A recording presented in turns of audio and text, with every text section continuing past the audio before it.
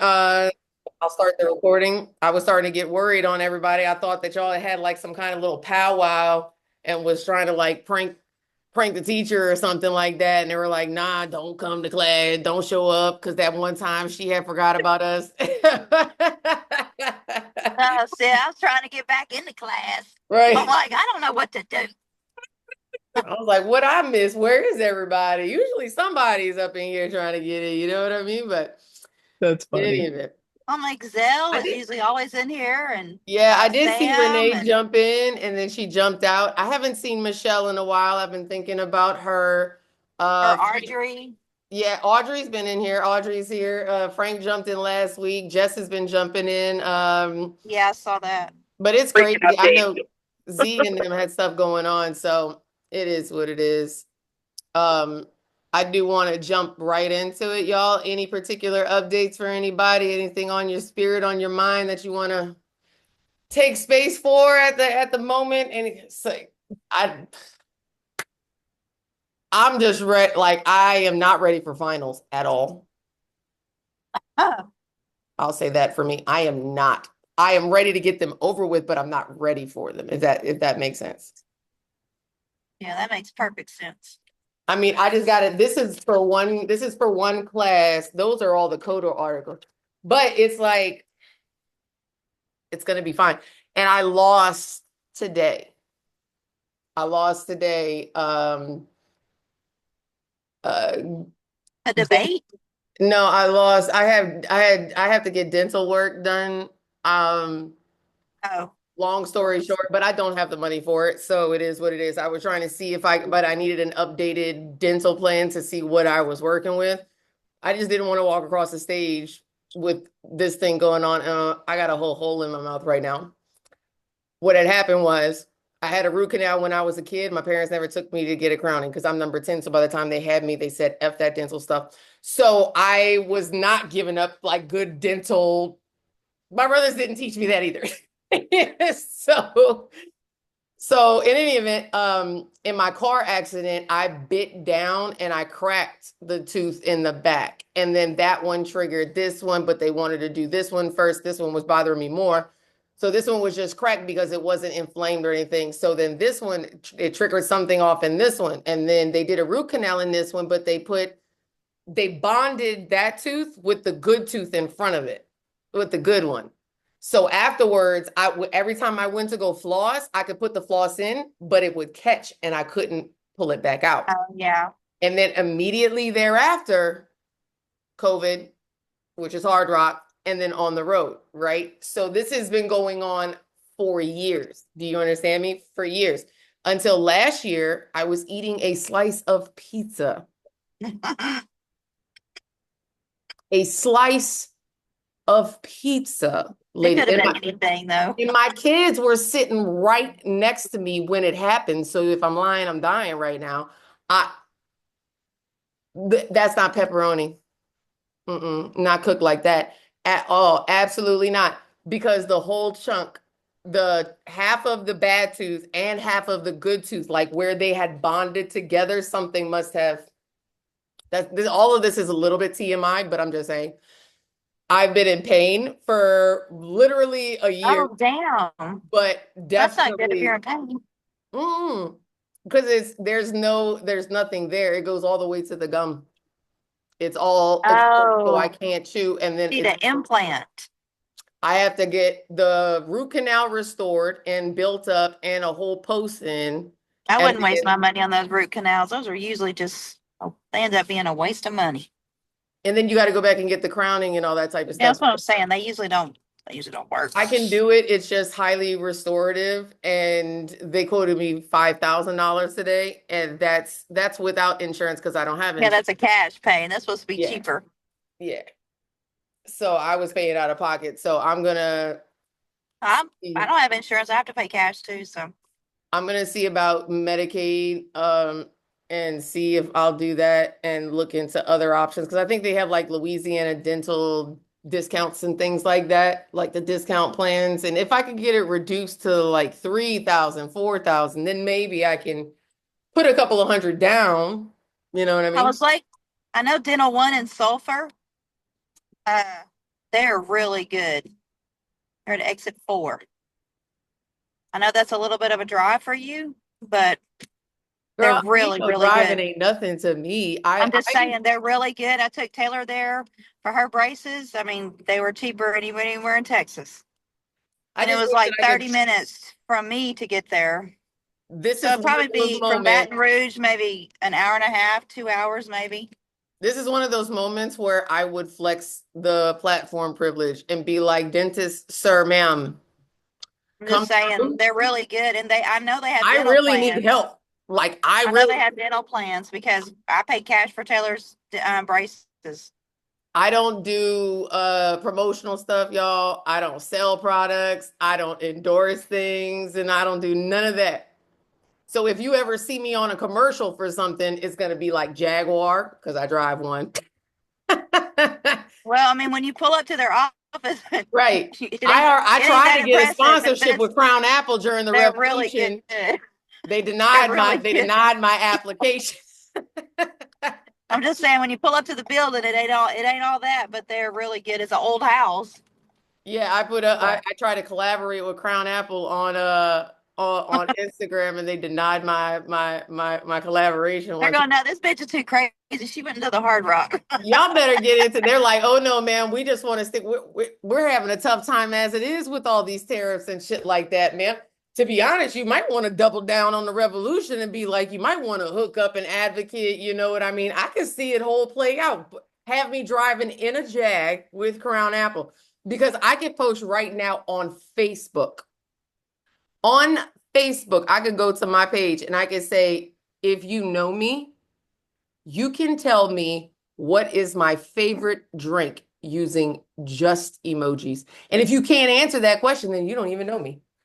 You don't know me. You think you know me, but you don't know me. And that's why I should get Go on watch some videos that from right way back. there. Somebody should clip this and then send it to Crown Apple because that's why I want a sponsorship because that's who I am. I am not that person. But I will double down on the revolution. And then when they ask me, what do you drink it with? What do you mean? It's straight out the bottle. What? I've seen her do it.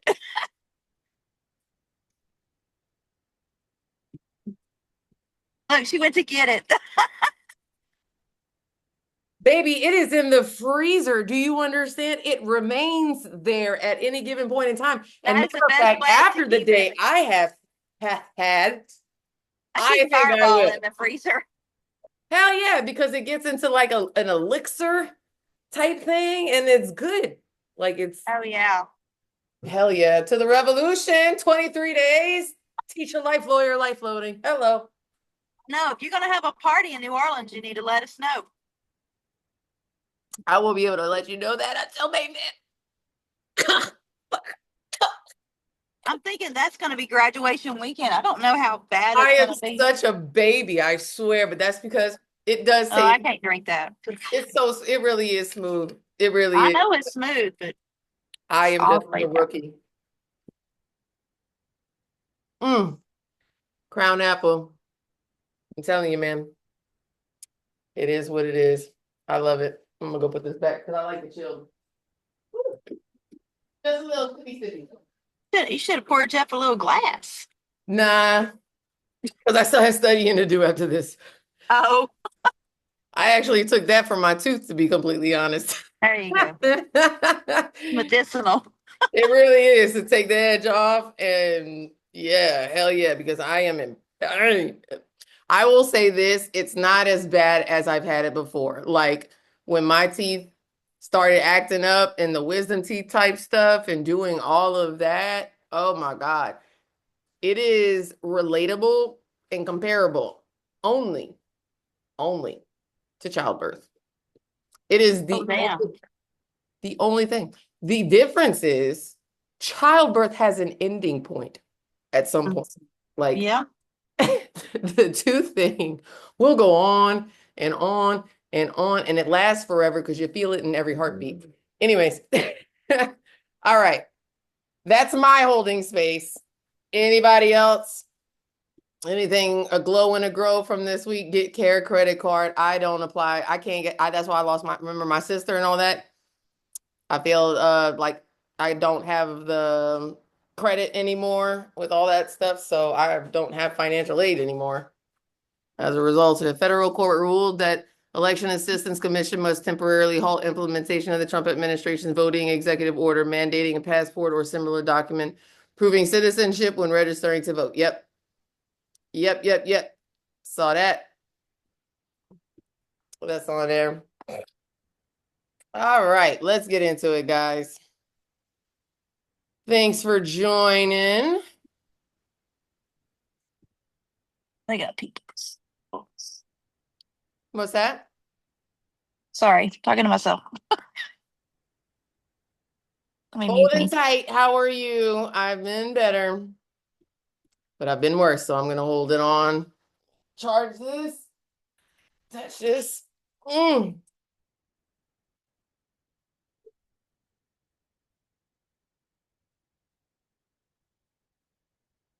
All right, guys. Anybody paid attention this week much on what's been going on in the news, administrative wise? Anything? Put something in the chat as far as something that you covered, so I know what y'all have actually come across this week, just for my own reference. Trying to get everybody on one screen off to the side here so I could see everybody's reactions. Everybody else is going to join in though. All right, here we go.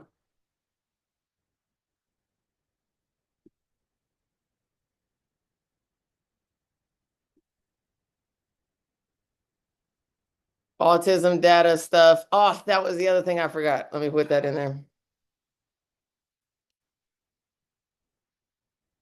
Yep.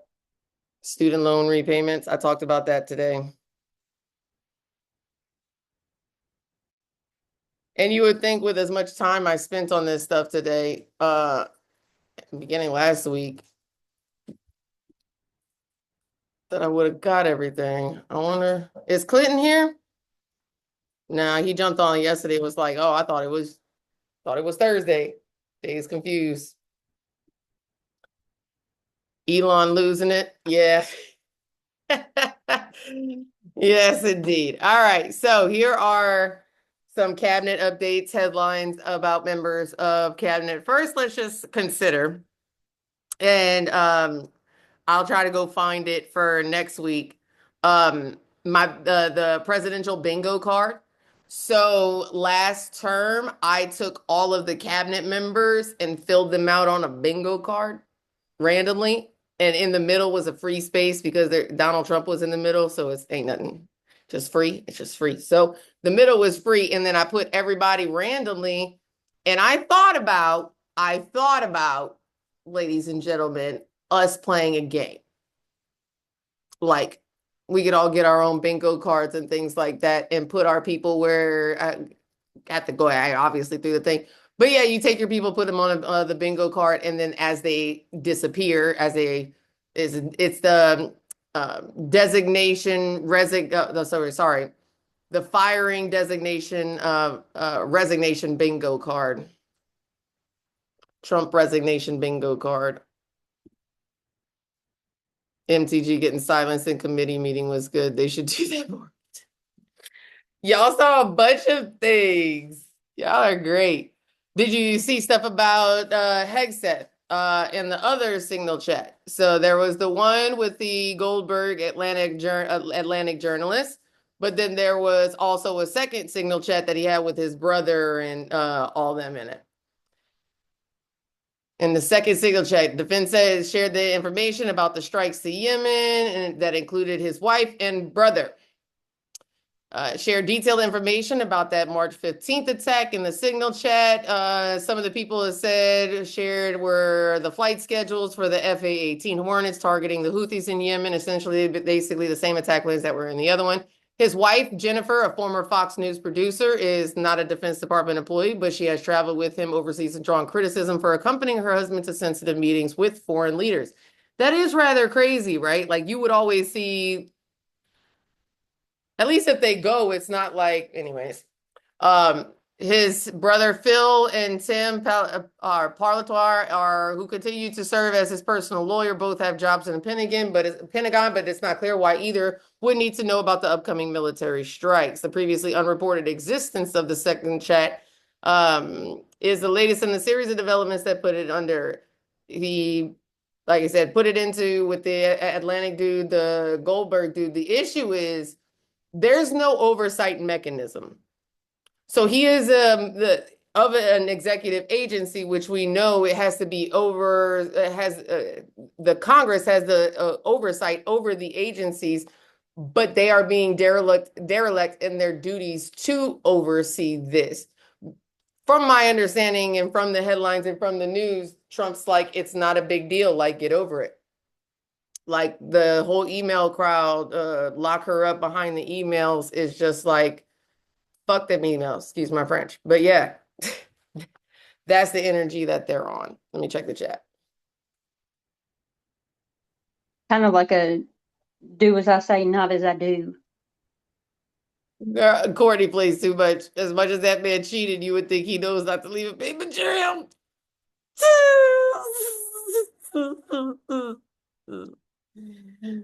You know how to tickle my petty heart.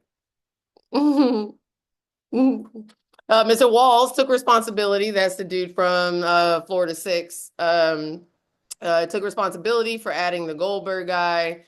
He created a separate Signal chat initially as a forum for discussing routine administrative scheduling information. He typically doesn't use the chat to discuss the sensitive military stuff. Said he shared the information about the strikes at roughly the same time he was putting the same details in the other Signal chat.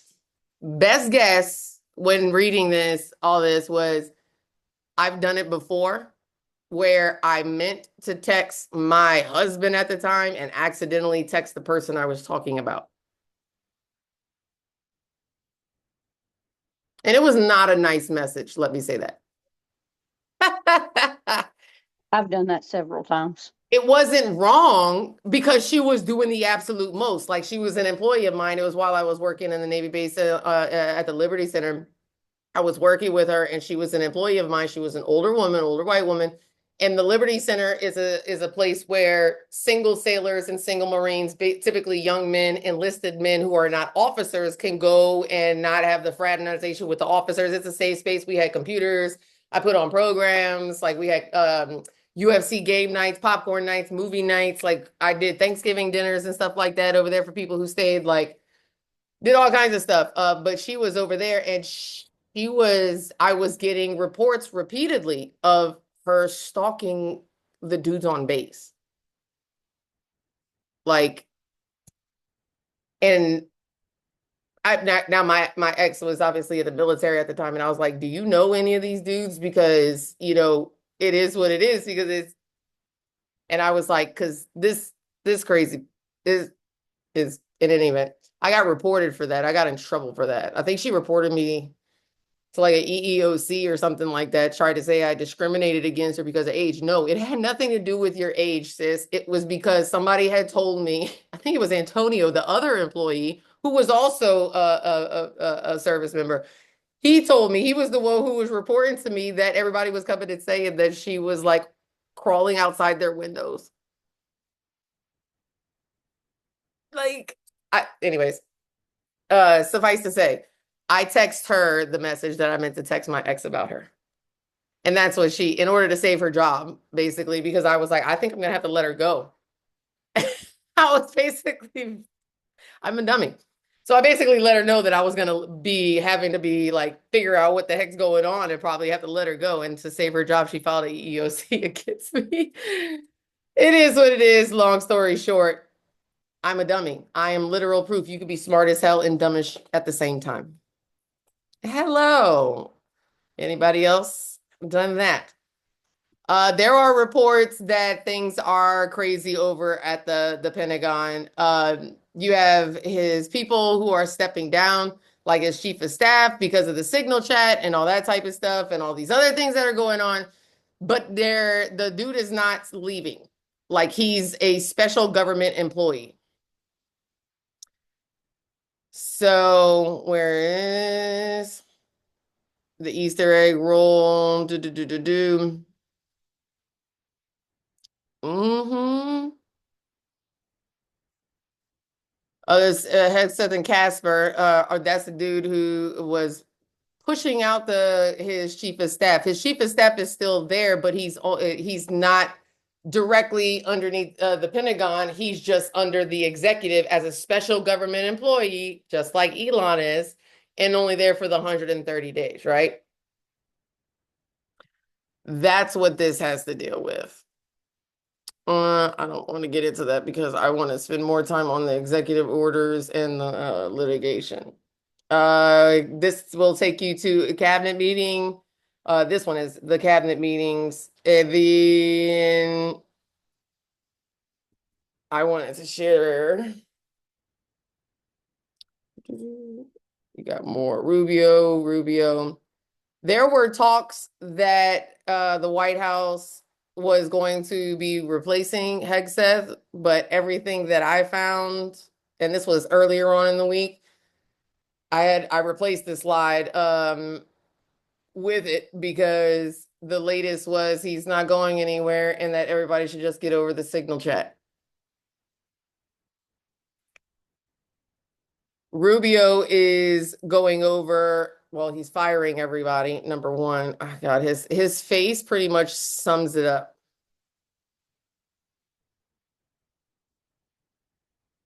Y'all think they got something on these people? I think I've said that before, but I'm trying to rationalize it. I think They have to. I saw you on a platform this week. Who? You saw me on a platform? Baby, I ain't been anywhere this week. I've been minding my damn business in these books is where I've been. Yeah, I told you you was on the platform. I guess they would people were giving their opinion about things. Okay. I couldn't believe it was you, but it was you.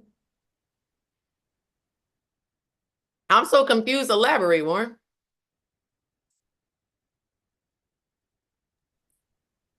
I was um I was on Facebook, and Facebook have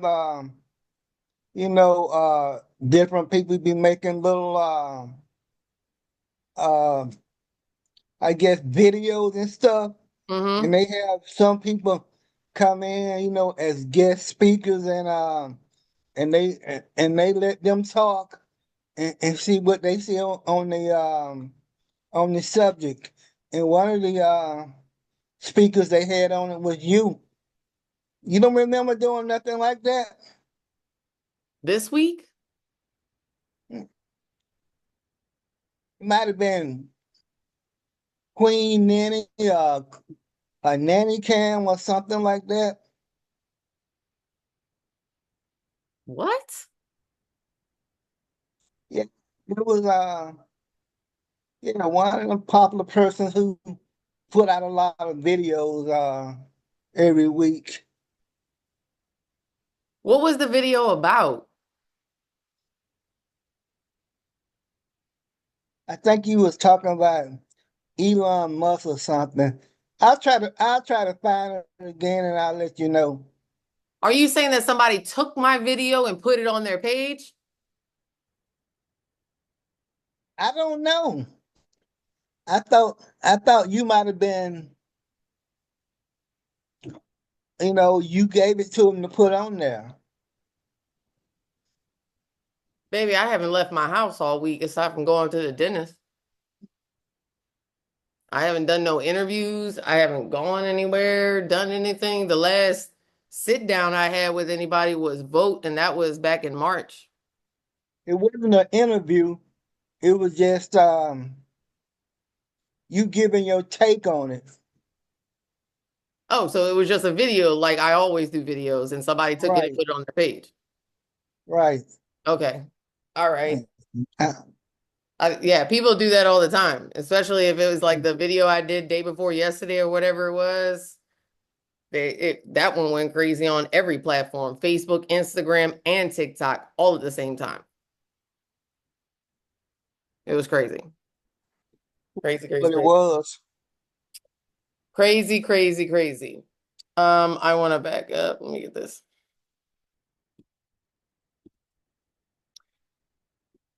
All right. Come on.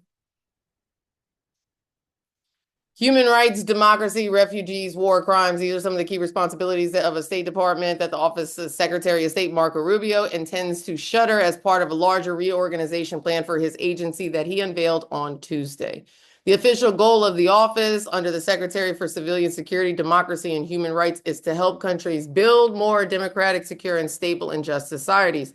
In a post on Substack on Tuesday, Rubio called the change a blow against rogue liberal bureaucrats, saying that the office had become a fertile environment for activists to redefine human rights and democracy and pursue their projects at taxpayer expense, even when they conflict with the president's goals. The office's 9 bureaus will be pared down and in most cases merged into other parts of the department under the plan. Bureaus slated for elimination include those focused on conflict, global criminal justice, and combating anti-Semitism. Ain't that interesting?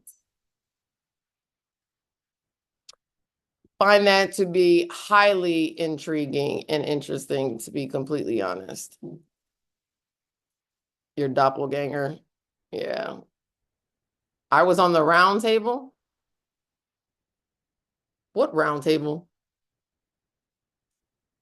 Oh, I'm so lost.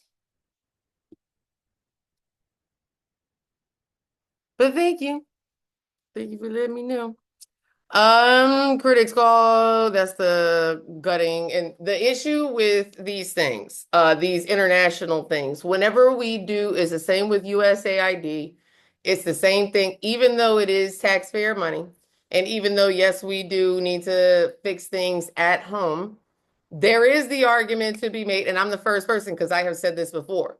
We could send all this money over there to Ukraine, but we can't sit here and find the money over here. It's not that I don't understand the nuance, and in case anybody doesn't know, and the biggest concern that I have for this isolationism and this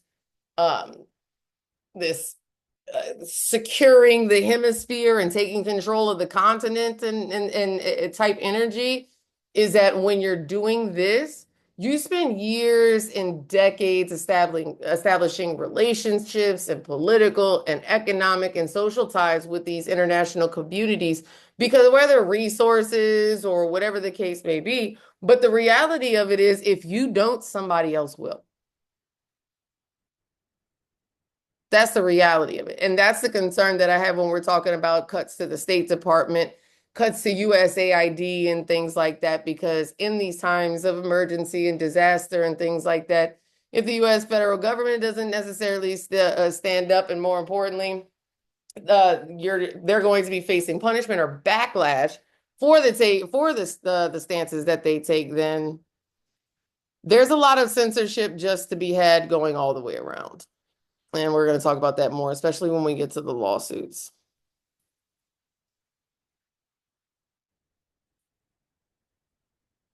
Your doppelganger, you already mentioned it. Oh, okay. Got you.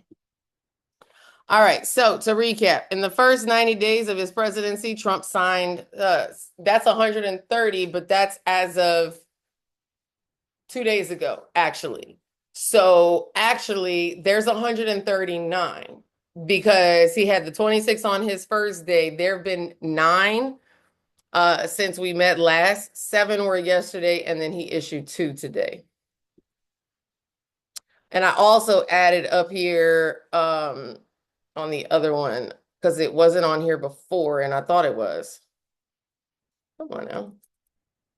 This right here is the National Archives, and you could go look at it is a little bit outdated because the administration is the one that's putting this on. So it's outdated. This one is a little bit better updated, or you could always go to, yes, the White House. So I added those on there as well for you can go get the most up-to-date ones.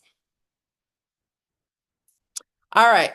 So We'll start with the ones that he put in place today. These are the 7 that he put up yesterday, and then these are the 2 that he put up today that haven't been piled into the Atkin tracker. So first, unleashing America's offshore critical minerals and resources. This is to accelerate the exploration, extraction, and processing of seabed mineral resources to strengthen the U.S. national security, economic leadership, and independence from foreign-controlled mineral supply chains, especially China. It reduces oversight, allows the companies to exploit fragile ocean ecosystems with minimal environmental safeguards. The benefits of mining and it benefits the energy and mining companies to exploit the fragile ocean ecosystems, minimal environmental safeguards. I just said that one. The critical, I can't even read it myself. The critical minerals rhetoric is used to justify this extraction, framing it as a matter of national security while overlooking renewable and sustainable alternatives. U.S. is asserting unilateral control over international waters, undermining global environmental agreements and encouraging the extractive practices that threaten biodiversity. It's my understanding that that's why he's going after Greenland. Because it's not just the land and the uninhabited stuff, and while we poke fun at penguins down here or over here, and these only people there are polar bears. The reality is he doesn't want the polar bears or the penguins and all that. He wants the land underneath it. He wants the seabed. He wants the lumber from Canada because we don't have none. He wants that. The U.S. is did that. So we're strengthening the next one. Strengthening the probationary periods in federal service. Basically, what this does is we all know that when you're going into federal service, that there's a probationary period and there's certain regulations and certain reasons you could be terminated and so on and so forth. And more importantly, certain procedures whenever you do get terminated, right? This basically changes the rules for that. So the order stresses that probationary and trial periods are vital for evaluating federal employees. So they want to keep the probationary period before making their appointments permanent. They have to be proven to be in the public interest, meaning if you're a federal employee at the end of your probationary period, in order to keep your job, basically it has to be established that keeping you in that position, that job is of the public interest. It highlights concerns that agencies have not fully utilized these periods to remove unsuitable employees. Throughout the EO, when I read through it was a skimming because there were plenty of them and they dropped them all at one time. And that's kind of like, I'm wondering whether or not they're doing that because I've noticed that it's kind of like a trend, taking it week by week, that they always come in lumps. And it's like, I wonder if it's intentional for the purpose of flooding the zone. Like instead of doing, for instance, if you got 9 of them and you just did for one, why do them all in the span of like 2 to 3 days instead of spacing them out one a day? Is it because, right, it's flooding the zone? I'm wondering what's packed on the inside of these things that aren't going to get challenged or are going to get overlooked, or more importantly, when everything hits at once, how are you going to attack 9 things at the same time? Because if you woke up, you went to dinner tonight, you basically have 9 executive orders since, you know what I mean, in the last 28 hours, maybe. So it's a move to strengthen the oversight and control within the federal, the hiring process. It tightens the process around the probationary and trial periods for federal governments. They want to keep the probationary period. They want it to be stricter. It gives broader strategy. It's a part of the broader strategy to weaken the federal employee protections, meaning the processes and procedures for their jobs in order to safeguard their jobs and their benefits. It targets the probationary employees and those who are still in their trial period, and it mandates that the agencies have to conduct better reviews of their performance, basically making it easier to fire them. The rule change gives the federal managers more power to terminate the employees without the safeguards, such as the protections and due process, usually granted to permanent federal employees. And I want to say that it's Rule 11. It essentially accelerates the process of hiring employees during their accelerates the process for firing employees during their probationary period and reduces the accountability of decisions about their continued employment. it reduces the accountability. So if you deny me a job after that period without sufficient evidence or for whatever reason, you basically have no recourse because they're changing the rules of which you normally would have to go about doing it. I did create a document because obviously I wasn't able to fit everything on there. This is the one, this goes into that talks about artificial intelligence, or A1, going into schools. Like I said, the problem that I see with that basically is one, teachers, replacing teachers, and then two, the digital divide. Because how many kids out here can afford the Wi-Fi and the technology and stuff like that? So the education gap, the digital gap, digital divide, it's only going to further during these types. There's another order on equality and meritocracy. And then there is the accreditation. So after the whole Trump stuff, and I have a couple articles in here on the whole Harvard and Trump issue. Trump has his executive order. There's the lawsuits going between Harvard and all that, the DEI policies. Harvard's not going to back down. They've been going tit for tat on the bull. And then he issued out the executive order going after the accreditation process. So understanding the accreditation is in order, if I'm an institution and I have students attending and my students want to receive federal aid, I have to be an accredited school. And you don't get accredited through the government, you get credited through private entities. So, for instance, the American Bar Association, they accredit law schools, right? And I forgot what it's called, but there is a commission that's over New England, and like a board and commission, and they're the ones that do they accredit the schools in like the New England region. So it could, jurisdictionally speaking, wherever the board is. So he whenever you hear him saying board, that's what he's talking about. And that's basically what he is. He's authorizing the Secretary of Education and the Department of Justice to investigate people behind these DEI policies. And if they aren't adhering to his federal mandates and executive orders and things like that, to investigate the boards as far as whether or not the boards are actually fit to even issue these accreditations. Because it was only a matter of time, right? We're going to see it later. He's finally come after, and I'll leave it there because y'all can go back and check on those and read up on those at your leisure. There is the link, like I said. There's a whole like 6 other ones.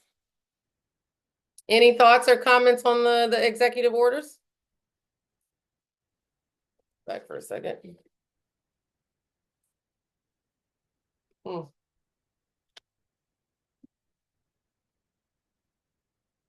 Promote excellence in innovation, that's the HBCUs. Reinstating common sense school discipline policies. Restoring equity of opportunity, that's the one we just read about meritocracy. Transparency regarding foreign influence at American universities. He wants to have disclosures of where the monies are coming from, and so do I. I agree. Going for vocational schools, and we just read the reforming how they accredit schools and whatnot. No thoughts? All right. Update on Abrego Garcia. So first things first.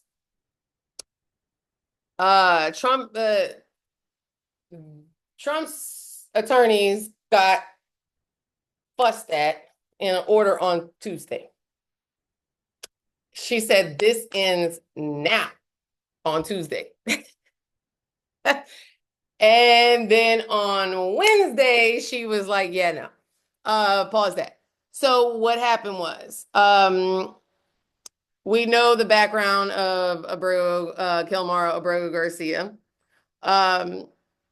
We know that there's discovery and things like that going on. We know it went up to the Supreme Court. They said he has to facilitate. It went back to her. They weren't cooperating. She issued, I want daily updates. They haven't been cooperating, and the Trump administrations have been pushing back on the daily updates and her request for them to push this forward to facilitate. And they're arguing that it is up to El Salvador through the president of El Salvador, because Trump lacks the power to return Abrego. They've also argued that information about any steps it has taken or could take are protected by attorney-client privilege laws, state secretary laws, general government privilege, or other secrecy rules. Basically, I'm not going to tell you, give you updates on what we're doing, how we're doing it, and all that type of stuff. And yeah, that's that. This is the order that she ruled against them. I'll just read this little paragraph. Yeah, Harvard is pushing back. Yep.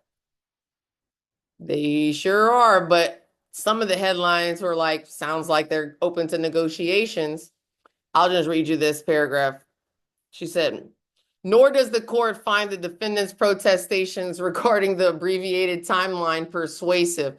For weeks, defendants have sought refuge behind vague and unsubstantiated assertions of privilege, using them as a shield to obstruct discovery and evade compliance with this court's orders. Defendants have known, at least since last week, that this court requires specific legal and factual showings to support any claims of privilege. Yet, they have continued to rely on boilerplate assertions. That ends now. If defendants want to preserve their privilege claims, they must support them with the required detail. Otherwise, they will lose the protections they failed to properly invoke. Accordingly, by no later than 6 p.m. on April 23rd, 2025, defendants shall supplement their answers and responses to provide the legal and factual basis for their assertions of privilege, basically. So that was the 22nd. That's this. If you go up here where the tracker is from court listener, that's this main order right here. After she issued this, the next day, Trump and them filed a motion to stay that order, to stop it, right? To stay the order in a sealed motion, meaning it's not going to be public. We're not going to be able to see it. It's directly to the court and it's only for her eyes. Then Abrego's attorneys, and they filed a sealed motion basically in response to their motion. So the only people, like I said, that get to see it are them. And then she issued an order basically right here. She granted the stay until April 30th at 5. No reasons, no opinion, no nothing.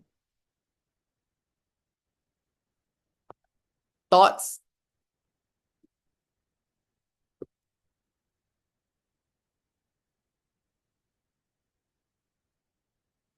Seven-day pause. Agreement of all the lawyers, the first sign of a possible change in their tone or position in the contentious legal fight that has already been to the Supreme Court.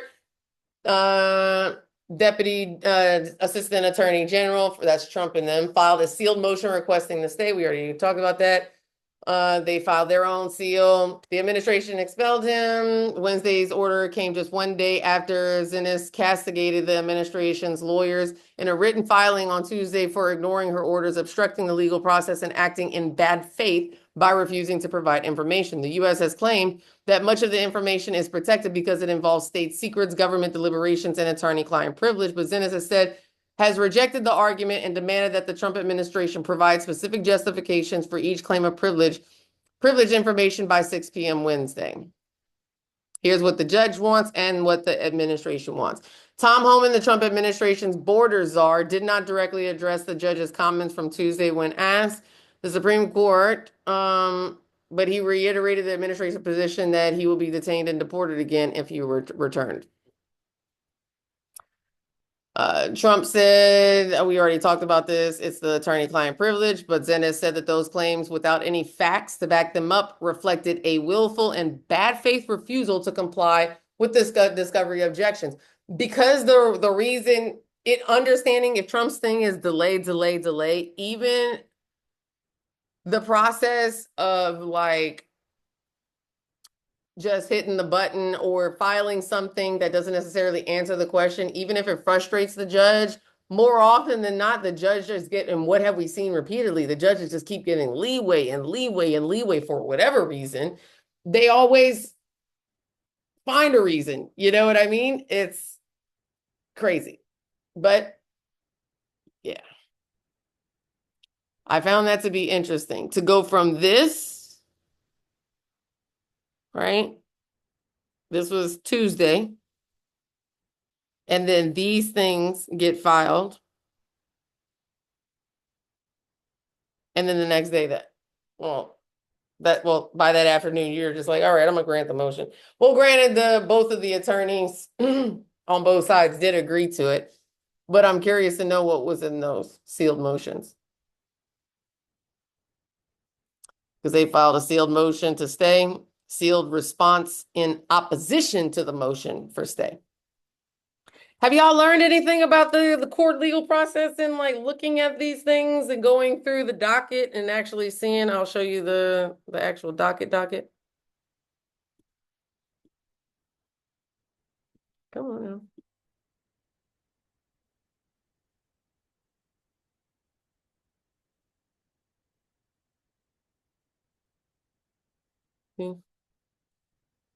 It's a lot of stuff, but you just read it. Main document, all your exhibits and all that type of stuff.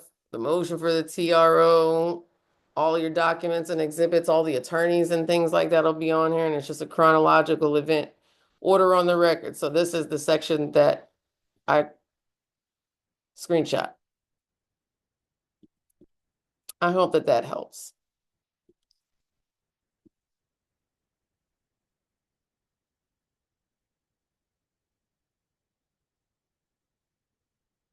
So you have the litigation trackers up here in the corner. Harvard sues the federal government after Trump administration slashed billions in funding. Inside the Harvard lawsuit against the Trump administration, and I've already explained who accredits the universities and what does Trump want to change. He wants to change the boards and how they are accredited. So let's dive into this. And an escalation of the back and forth between Harvard and the Trump administration, the school has filed a lawsuit against the federal government. In it, Harvard argues that the government's actions, including freezing more than $2.2 billion in federal funding, violate the First Amendment and don't follow legal procedures. The consequences of the government's overreach will be severe and long-lasting. Harvard's president announced the lawsuit. He goes on to detail the type of research the government has put in jeopardy, including efforts studying child cancer survivors, predicting the spread of infectious diseases outbreaks, and easing the pain of wounded soldiers. Defendants' actions threaten Harvard's academic independence and place at risk critical life-saving and path-breaking research that occurs on its campus. The Trump administration accuses Harvard of failing to protect Jewish students. After Harvard refused to comply with the list of demands from the administration, the Joint Task Force to Combat Anti-Semitism, despite the fact that they just, again, slashed the State Department, which part of the program deals with combating anti-Semitism, announced it was freezing funds. The gravy train of federal assistance to institutions like Harvard, which enrich their grossly overpaid bureaucrats with tax dollars from struggling American families, is coming to an end, says the White House. But Harvard's lawsuit questions how freezing research funds will further the administration's goal of eliminating anti-Semitism on campus. On Tuesday, 200 higher education leaders released a joint statement speaking out against the unprecedented government overreach and political inference now endangering American higher education. The letter was organized by the American Association of Colleges and Universities and signed by presidents and administrators at colleges across the U.S., including at large public research universities and small private colleges. The impact of federal funding freeze at Harvard. Ingberg leads a scientific and engineering team at Harvard, building small devices that replicate the functions and responses of living organs. He told them that the devices to study how the human beings, intestine, bone marrow, and all that, and to identify drugs that can mitigate the effects of the radiation. Last week, his lab at Harvard received a stop work order on 3 federal contracts it was working on, worth more than $20 million. The experiments have stopped. We basically have to bring it to a halt unless we can find other funding. We're in the damage assessment phase. His research could be helpful for people undergoing cancer treatments and even astronauts who encounter radiation during space travel. You're never going to get to Mars unless you figure out how to protect astronauts against radiation toxicity, but it also would be there to protect against nuclear reactor disasters. We're at a time when the government wants to build nuclear plants all over the country. What is Harvard's argument? That confusion over the connection between anti-Semitism and the research being shut down is one element in the university's legal case against the federal government. The government has not and cannot identify any rational connection between these things. The lawsuit was filed in U.S. District Court in Massachusetts and aims to block the Trump administration from withholding the federal funds as leverage to gain control of academic decision-making at Harvard. It makes the argument that the government is violating the First Amendment, which they argue does not permit the government to interfere with private actors' speech to advance its own vision of ideological balance. It claims the government did not follow the procedures established by Congress for revoking federal funding based on discrimination concerns. Since the funding freeze early last week, Trump has also threatened to revoke their tax-exempt status. But that's, yeah, not unprecedented. There is this. I'm really pissed about the 60 Minutes stuff. Now, their Paramount is involved in the litigation and things like that, and that's where we are. He resigned. I watched 60 Minutes. Hey, Zell, welcome to class. You just gonna try to slip up in here and think nobody ain't gonna notice? I see you. I see you. I've been saying it. I told y'all this when I said, what? My guess is mainstream media will be his target first. Boy. The longtime head of CBS's 60 Minutes resigned Tuesday as the network's parent company contemplates a settlement with Trump over his lawsuit, focusing on an interview the show did with then Vice President Kamala Harris last fall. In an emotionally charged meeting Tuesday afternoon, and again in a note to staff released publicly shortly after, the show's executive producer, Bill Owens, said he was departing after 37 years with CBS News following months of heavy-handed treatment of the show by corporate leaders. Owens, only the third leader of the show in its more than half a century history, did not explicitly cite Trump.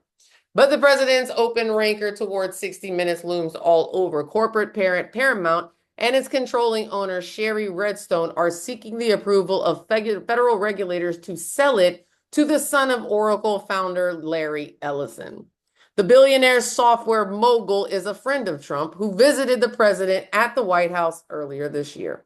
Over the past months, it has also become clear that I would not be allowed to run the show as I have always run it, to make independent decisions based on what was right for 60 Minutes, right for the audience, Owens wrote. So having defended this show and what we stand for from every angle over time with everything I could, I'm stepping aside so the show can move forward. At the meeting, according to two attendees, Owens said that he lost independence from corporate. Two people required anonymity to speak publicly due to the fraught professional environment at the show and network. 60 Minutes correspondent Scott Pelley, a longtime collaborator and friend of Owens, told colleagues, "This isn't something Bill is doing of his own volition. There was no choice in any of this." Last fall, before regaining office, Trump sued CBS's parent company Paramount in his personal capacity. Trump pointed to the fact that the network aired two different versions of an answer Harris gave about Israel and Gaza, one on Face the Nation and the other on 60 Minutes. He demanded the network release the transcript of the raw interview, which it ultimately did this year once Trump was in office and his chief broadcasting regulator sought it. Trump was later joined by a congressional ally in his lawsuit and doubled his demand to $20 billion. Legal observers spanning the ideological spectrum say that Trump does not have a good case. His lawsuit spuriously alleges election interference by CBS over the kind of discretionary editorial choices that routinely confront broadcast journalists. Redstone had been outspoken against the massacre of Israeli civilians by Hamas, and she ranked by some of the CBS coverage of Gaza. CBS last fall and 60 Minutes story in January. That's all she covered about Gaza. Owens has repeatedly told colleagues he would refuse to apologize to Trump. The chief executive of CBS and news station Winnie McMahon also opposed settling. According to attendee at Tuesday's meeting, McMahon appeared tearful and told the people assembled that she had been supportive of everything that Owens had done. In her own note announcing Owens's departure, McMahon wrote, "Working with Bill has been the greatest privileges of my career. Standing behind what he stood for was an easy decision for me, and I never took for granted that he did the same." She said that they've already begun conversations with correspondents and senior leaders about the next steps for the show. Owens's deputy, Tanya Simon, a longtime 60 Minutes producer whose father was a correspondent for the show, will run the program for now. The network says it will be led permanently by someone who comes from within its ranks. The lawsuit equates the interview with voter interference. In the lawsuit in Texas, his lawyers argue that CBS engaged in unlawful acts of election and voter interference through malicious, deceptive, and substantial news distortion. It's laughable and against the First Amendment. Redstone, Paramount's controlling owner, has billions of dollars at stake in the potential sale of the company. The deal is under formal review by the FCC, led by Trump's handpick. The FCC is reviewing the acquisition because it entails the transfer of Paramount's licenses to use public airways for its 27 local television statements. It goes on, a plea to stay the course. Carr told Fox News that that day that an investigation was warranted under news distortion concerns because CBS played different answers on two different programs in response to the same question. The federal policy says you can't, swap answers out to make it look like somebody said an entirely different thing. Clearly, the words of answers were very different. Goes back and forth. They go back. CBS should lose this license and the cheaters at 60 Minutes. That's what Trump said. April 13th, and he doubled down, accusing 60 Minutes of treating him unfairly, saying that he was honored to be suing the show. They did not one but two major stories. Whatever. Bottom line.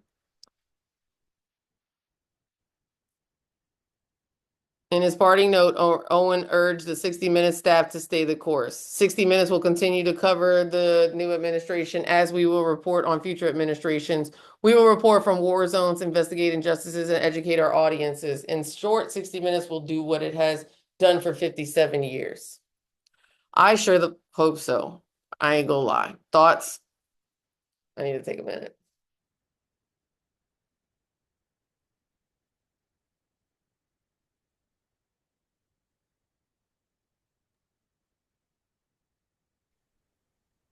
I mean, it's a lot. It's hard for me to like kind of look at all this because it's so much every day. I know we, talk about that, but it's also it's like you want to get rid of education, get rid of things in education, but let's take people's money for things they can't pay, like COVID never happened. Mm-hmm. Like, oh, well, they haven't done this since 2020. Well, because we were in a pandemic, idiots, that, you didn't believe.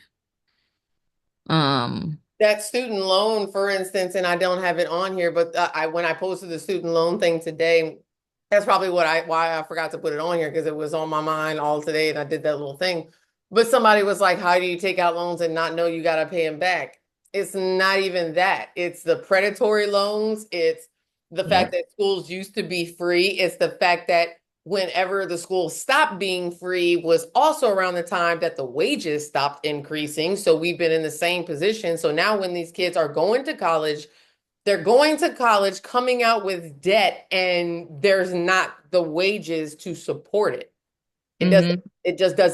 It doesn't logically, none of this makes sense.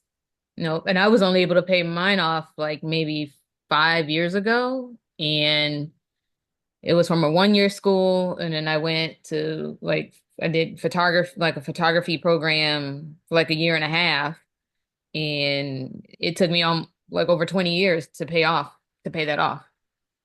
I'm telling y'all, Um, I am telling y'all, I will start an OnlyFans. I saw a study the other day. I was just bored because when I get into the thick of finals, I have to find something to distract me. Like in the thick of it, I have to like find a television show or a project or a hobby or something that if it's like I've been sitting here for hours like I was yesterday and I'm just like, I gotta find something else to research. Last semester, I looked up my ancestor, working on family trees, and I'm connected to David Livingstone, the dude who named Lake Victoria in Africa for Queen Victoria, who's buried in the Abbey. I'm connected. He's Scottish, but he traveled for Queen Victoria. And I found it funny that my uncle seems to believe like he was an abolitionist, and even the research says that he's an abolitionist. But I'm perplexed, and I know this is a little rant side note that has absolutely nothing to do with nothing, but I'm finding myself in a very perplexing situation because in his mind, this is the argument.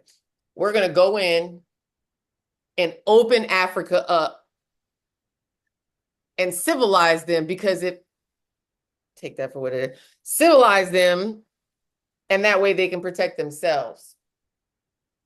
That was what I was on. I'm like, and more importantly, the research is reflecting. I last year I even went through the damn journals. Like he wrote a journal, and even when he got sick at the very end, and I would love to go out to Africa to the tree where he's buried because it's actually like a big thing out there. Well, not his body is buried, but his insides are buried in a tree out there. Anyways, Oh. I know. Look at what research you see where I go down the rabbit hole. Like I was sitting here reading because I wouldn't know that had I not read his journals. Because of how they carried him and when he got sick and the entries from the people who wrote whenever he was too sick to write and stuff like that. I'm such a nerd, I swear to God. But anyways, I had to distract myself from it because it is too much. All of this stuff gets to be too damn much. But And the guy leaving, like that's I remember seeing that. I didn't like get too deep into it, but it's like he was there for like a long time, and it's kind of like what is it so heavy? You just up and leave. Like no one's, people are hardly fighting back. You just, oh, okay, I'm gonna just go. Like, no way. I don't know. I want to, in a perfect world, I would have $1 million. And if I had $1 million, then I would literally pay people and build an organization and pay people to do the independent journalism and to tell these stories and do these types of things. I don't know what else to do. I'm aside from running for office, I don't know what else I could do. Like obviously educating, things like that. Okay, cool. But I'm losing my mind more often than not. And I'm just thinking about the reality of May 5th when that last final is done. And then like I'm done with school. Hmm. Then what?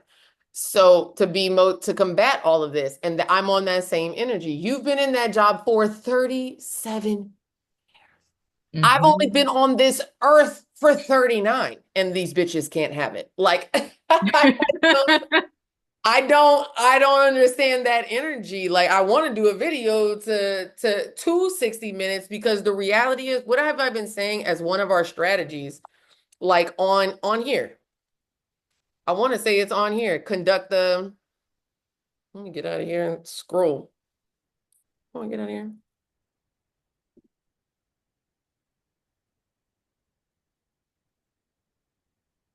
Find the cannon. No. Find a way to get in the fucking way.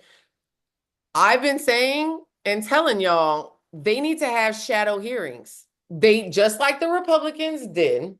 They need to bring these people. You see how 60, if y'all go and watch 60 Minutes, all of the whistleblowers, all of the former employees, the people from like the lawsuits and all this, they're going in and yeah, they're doing the little cutesy little stories and things like that and mystery stories and things. They're doing these types of things, but they're also pulling in these people and sitting them down. You know what would be super dope is if you get like Chuck Schumer and them and they're sitting down and you're having these hearings and they're being aired because these people's stories are being told. The fired workers are being told. What's going on is being told from these people directly, not from a news story, not me sitting here telling y'all, but me sitting here playing a video and you're actually hearing it from the people who were inside the building. They were in the room when it happened.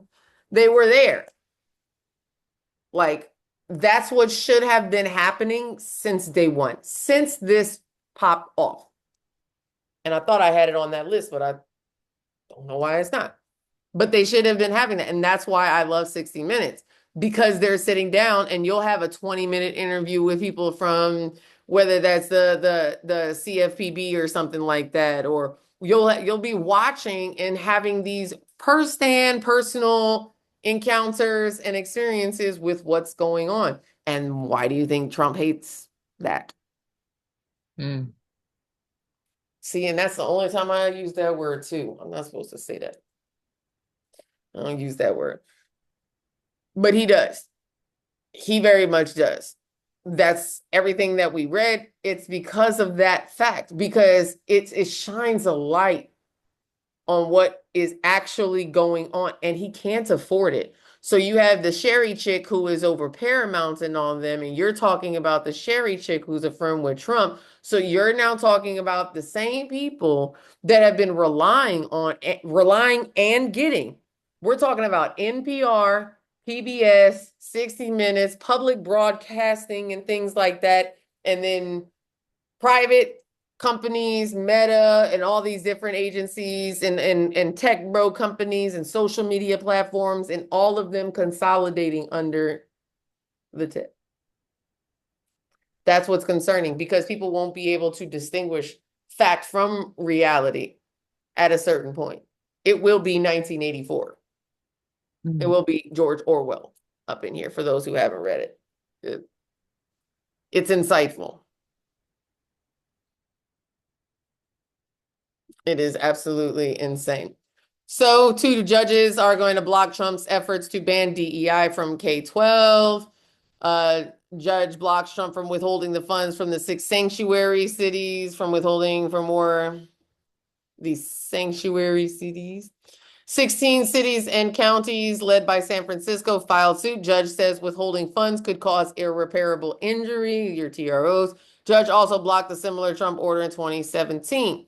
Federal judge on Thursday blocked Donald Trump's administration from withholding federal funds from more than a dozen so-called sanctuary jurisdictions that have declined to cooperate with the president hardline immigration crackdown. Judge William Orrick of San Francisco issued the injunction and requested this at the request of 16 cities and counties nationally. This is going to be an issue for the very next thing that we're going to talk about.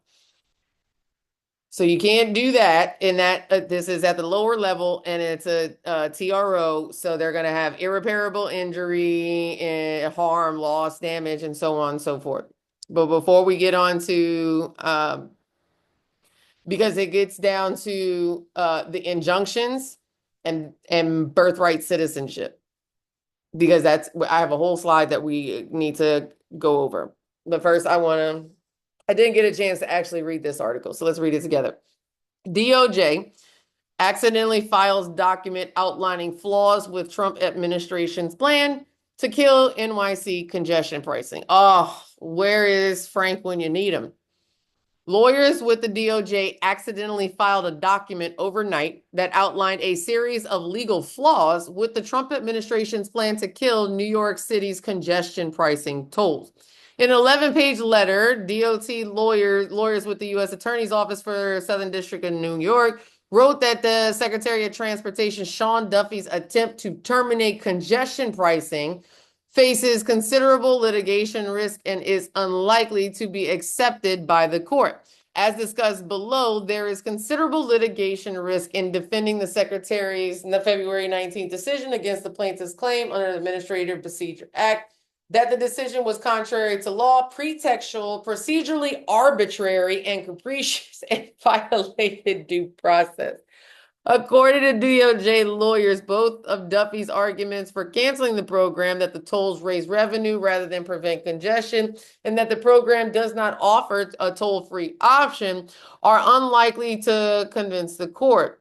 The lawyers instead propose an alternative justification to defend canceling the program, urging the Department of Justice to use regulations set by the OMB, to say the program was canceled as a matter of changed agency priorities.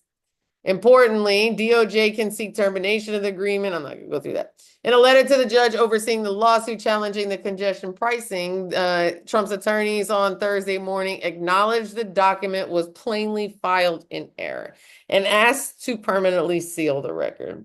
They argued the internal legal guidance included in the letter is privileged and should not be considered in the ongoing lawsuit.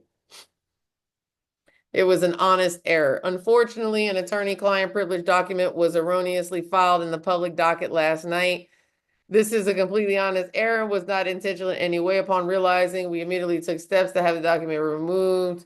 The MTA congestion pricing program, the first of its kind in the nation, went into effect in January. Weeks later, with Donald Trump now in office, the FHA terminated approval of the plan, with Duffy saying that the time that the scope of this pilot project has, as approved, exceeded authority authorized by Congress.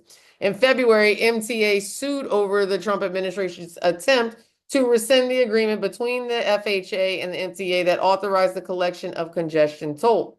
Lawyers for the MTA argued the termination was unlawful, contradicts DOT's own policy stated, own publicly stated policies, and seeks to end the program that benefits the public. The region's subways, buses, and commuter railroads are already benefiting from the substantial investments that have been made as a result.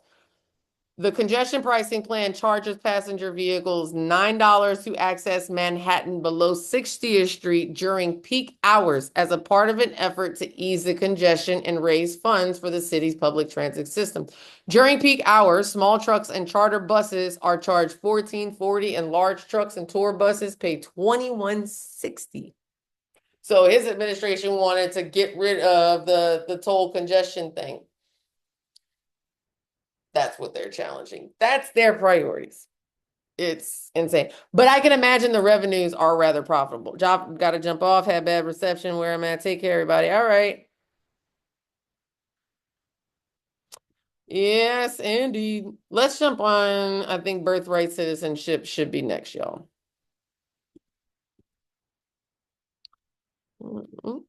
Yeah. Whew. And you're absolutely right, Leola. It's like overwhelming. Imagine sitting down and going through this and like compiling everything. I'm like, man, this stuff is it is mentally draining and taxing, so much so that I try to condense it to like certain days and sections to mentally prepare myself for the moment that it has to happen. All right. So there will be oral arguments that I will be watching, and I'm thinking about doing a live because I need to do something for my folks that follow this page and are subscribers for like the old watch parties that we used to do. So I'm thinking about hosting a watch party to listen to the oral arguments on May 15th behind this case. So we know that birthright citizenship was challenged. And I mentioned it in class before that the Supreme Court decided to take it up. Now, this is why it's interesting. Y'all remember how many cases, and you can type it in the chat or come off, and you don't have to have the exact number because there isn't an exact number. Roughly how many cases does the Supreme Court see? Is it tens, dozens, hundreds, thousands, tens of thousands a year? Somewhere in the hundreds? Thousands. They do get thousands. Okay. Thousands, but they only take less than 100. Just think about it like that. They'll get thousands, but they'll only take less than hundreds, which means that the ones that they take, they're taking because it's of some kind of national importance. They're taking it because it's of some kind of issue. So the fact that they've taken emergency appeals isn't necessarily. Let's get it. I want to also tell you the story behind it. So that's the actual the court case that's behind it. On President Trump's first day in office, he issued the executive order ending birthright citizenship, the guarantee that a person born in the United States is automatically a citizen for certain children. The order was the latest response to a series of emergency applications brought by the Trump administration to challenge the lower court's blocks on a number of policies. So he ends birthright citizenship, it gets challenged. The court issues a nationwide injunction saying that stop that. We followed all that. I put it up in here. We've talked about it. So there's a nationwide injunction against the birthright citizenship stuff, and he's challenged it up to the Supreme Court. And now these are their emergency writs to the Supreme Court. They asked the Supreme Court to find that the lower courts had erred in imposing the bans on birthright citizenship policy that extended beyond the parties involved in the litigation. The issue before the Supreme Court isn't about birthright citizenship. It did not ask the court to weigh in on the constitutionality of that executive order, which was challenged soon after it was signed. The court agreed to hear arguments on those applications, which would focus on whether the lower court judges went too far in imposing nationwide pause on the policy. So the court says they don't have to take up everything that the court says we're going to address the arguments about the nationwide part. Birthright citizenship has long been considered an essential tenet of the United States. It's in the 14th Amendment, ratified after the Civil War. No, all persons born or naturalized in the United States and subject to the jurisdiction thereof are citizens of the United States and of the state wherein they reside. In 1898, the Supreme Court affirmed that right in a landmark case, U.S. v. Wong Kim Ark, guaranteeing automatic citizenship for nearly all children born in the country, all because Native Americans don't get it until 1929. Later on, since then, courts have upheld that expansive interpretation. The issue, is it birthright or is it power? A number of legal challenges followed the executive order, and federal courts in Massachusetts, Maryland, Washington issued a TRO that put the order on hold for the entire country while courts consider the challenges. Those temporary blocks, called nationwide injunctions, have been hotly debated for years, and the Trump administration focused its request to the Supreme Court as a challenge to those such orders. So hold that thought. Wong Kim Ark was born in San Francisco in 1870 to Chinese immigrant parents and was denied re-entry to the U.S. in 1895 despite being born on U.S. soil. U.S. officials argued that the 14th Amendment didn't apply to him because his parents weren't, quote, subject to the jurisdiction of the United States. Wong challenged it in court. In 1898, SCOTUS ruled in his favor in his landmark decision that affirmed that nearly all children born in the U.S., regardless of their parents' immigration status, are U.S. citizens. Nearly all children means that birthright citizenship applies broadly to anyone born in the U.S. unless their parents are in a special category not subject to U.S. jurisdiction, like diplomats. Because a diplomat, remember, you can't arrest them, they can't go to jail because they're not under your authority. They're not under the jurisdiction of the United States.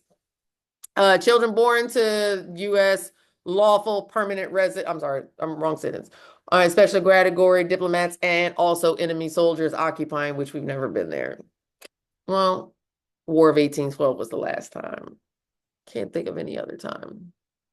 Foreign people on U.S. soil, unless you want to count Pearl Harbor, which was more like an attack. But go on. The Trump administration issued an executive order to deny automatic citizenship to children born to undocumented immigrants or temporary visitors. Though the order was quickly blocked in the court, it signaled the push to reinterpret this precedent.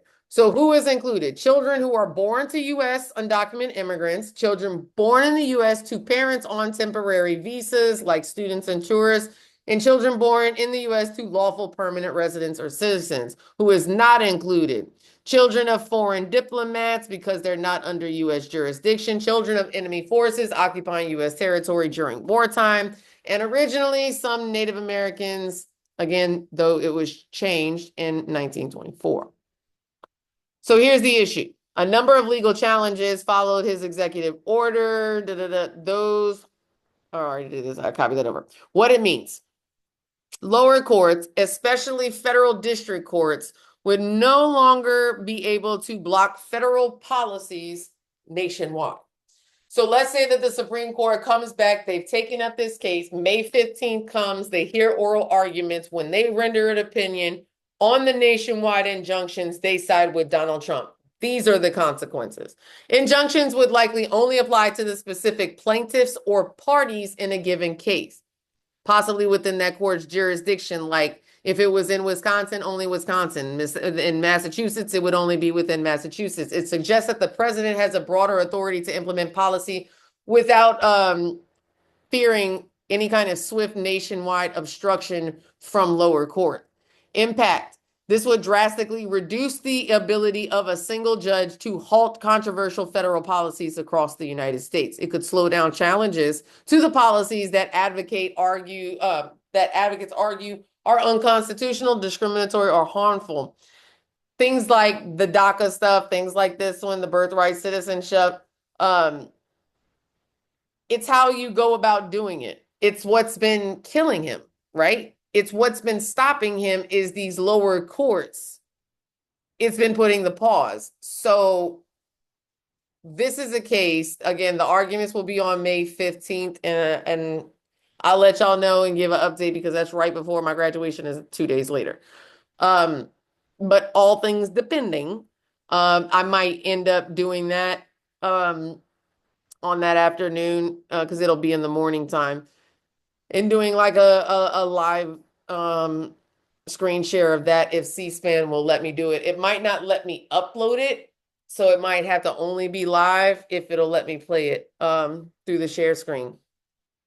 But I will be watching and listening to that oral argument because that's a very big deal. We have some polls. We're almost done, y'all. Some polls for y'all. This one in Time Magazine just kind of made me laugh. His polling is sinking fast, even on his strongest issues. His unfavorable numbers have been on a steady climb since he came back to the Oval Office, reaching, as of Thursday, 52% in New York Times aggregate analysis. That's this one right here. Joe Biden, Obama, and Bush were all faring better at this point in their terms. And Trump 2.0 takes little solace in the fact that he is still doing better than Trump 1.0 was faring 8 years ago at this point. That excludes the brutal Fox News post, which explains why Donald Trump was crashing out behind Fox this afternoon. That has him under his first term numbers by a single point, but still within the margin of error in this century. No president's polling has fallen off as sharply as Trump's either. And it's not like he had much padding there either. He started his second term with the second worst numbers of any president in the modern era, again, only saved by his first time coming to Washington. You have to go back all the way to 1953 to find a first-time president with worse numbers. For those who can't tick through the White House occupant list, that would have been a first-time politician, Dwight D. Eisenhower. These are more polls. I'll go into the article that deals with this one.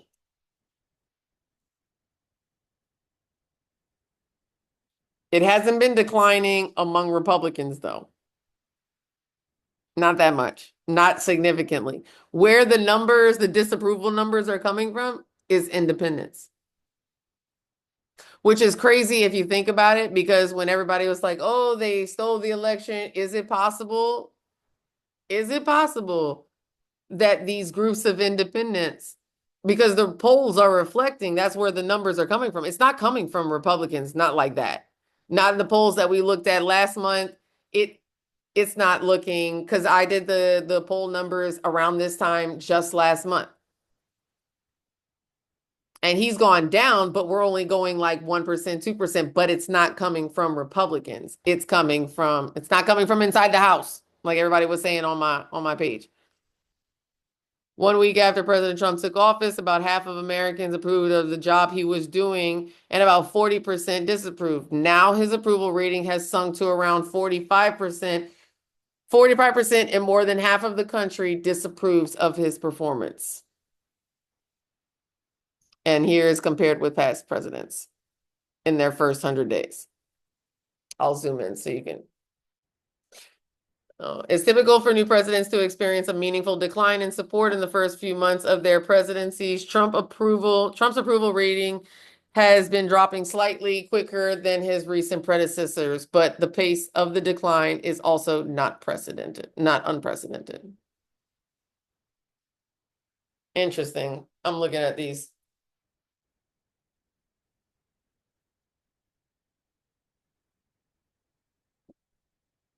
Take a good look at them. Somebody give me some notes on them.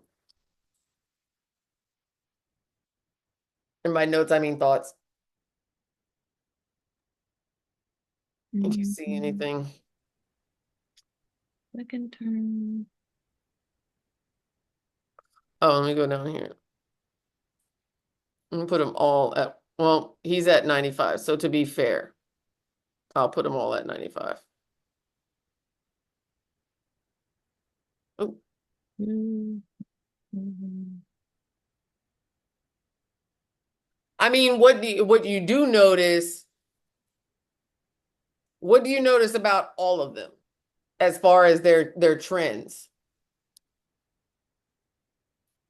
You start out heavy and well, it's going downward, so that's probably not it. Generally, yeah, like all of them tend to. Now, mind you, there are exceptions. Like Biden seems crazy enough. But then again, understanding this is inauguration January 20th, 2021. This is 2 weeks post January 6th. I bet he would, be pretty solid. He had me goofed out for dang near a whole year, to be honest. And then after the first year he was there, I'm like, bruh, you got the Congress, you got the Senate, and the presidency. Like, what are we doing here for real? He was never his number was never higher than theirs on his Mm-mm. approval when he Nope. started out. He was always lower than them. Mm-hmm. Got it? Yep. I think mm, it says, what does the difference of the lines mean? Meaning like the gap in between them. I can't stand that every time I touch it, it does that. So I'm going to keep the cursor away, but I can't show you what I mean. And what I mean is like, you see how these ones, the gap between the approval and disapproval, Mm-hmm. as opposed to something like this, where it was closer. Oh, this is his. That's why it's comparing him to him. That's it. That's his. Yeah. Look in the comments. I don't think he's doing the gift coins. I haven't heard anything about that.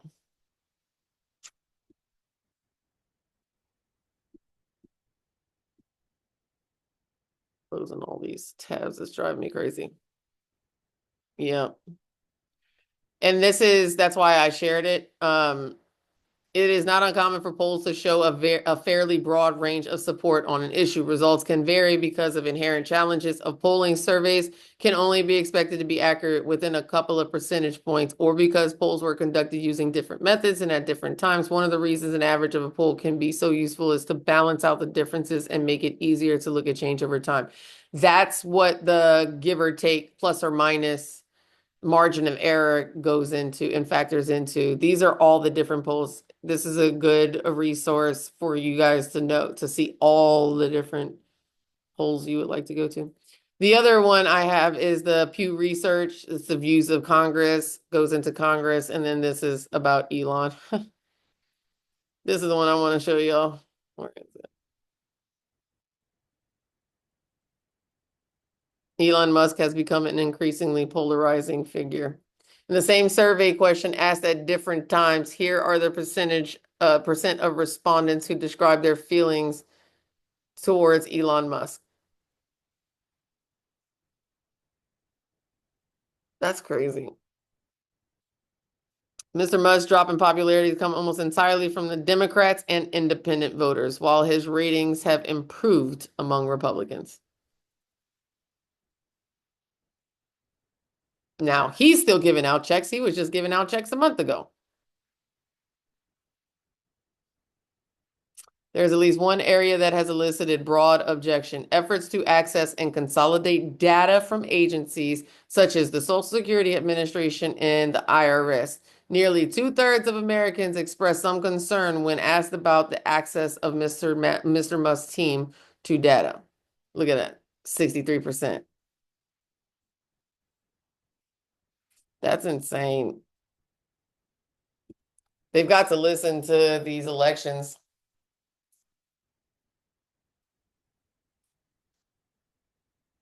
Oh boy, Byron Donalds, this is the current status of the House. You still have your special elections coming up in November and July.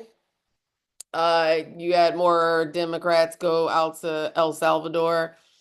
I want to read these two to y'all. Golden Dome for Donald Trump. This is what the House Republicans. The bill aims to supercharge spending on warships, missile defense. It also seeks to strengthen U.S. military presence in the Indo-Pacific and 29 billion allotted for ships and 11 billion for combat aircraft. Republicans in the U.S. Congress plan to introduce a sweeping 150 billion defense package that will give an initial 27 to boost President Trump's controversial Golden Dome missile defense shield. Yeah. Adding almost $1 trillion to the national security budget for 2025. But who cares? Keep these 4 things on your radar for when Congress returns. And this was yesterday. No thanks. Rescissions. When members of Congress return from session next week, there are 4 major things worth keeping on your radar. Rescissions.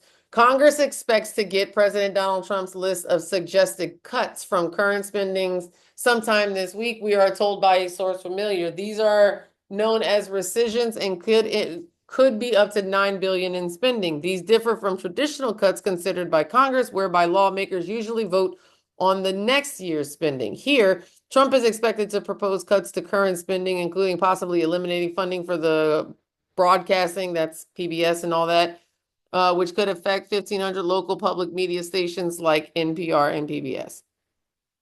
Once Trump proposes the rescissions, Congress has 45 legislative days to accept them or amend them. Otherwise, his request lapses and the funding stays intact. 2, reconciliation. When last, and they're going to try to do that. When last we left Republican lawmakers, they had passed the first critical step toward expanding and extending Trump's tax cuts, a budget resolution. This blueprint opens up the reconciliation process that allows Republicans to pass tax cuts and some other agenda items through the Senate with a simple majority vote. They do not have significant time if they want to make their deadline.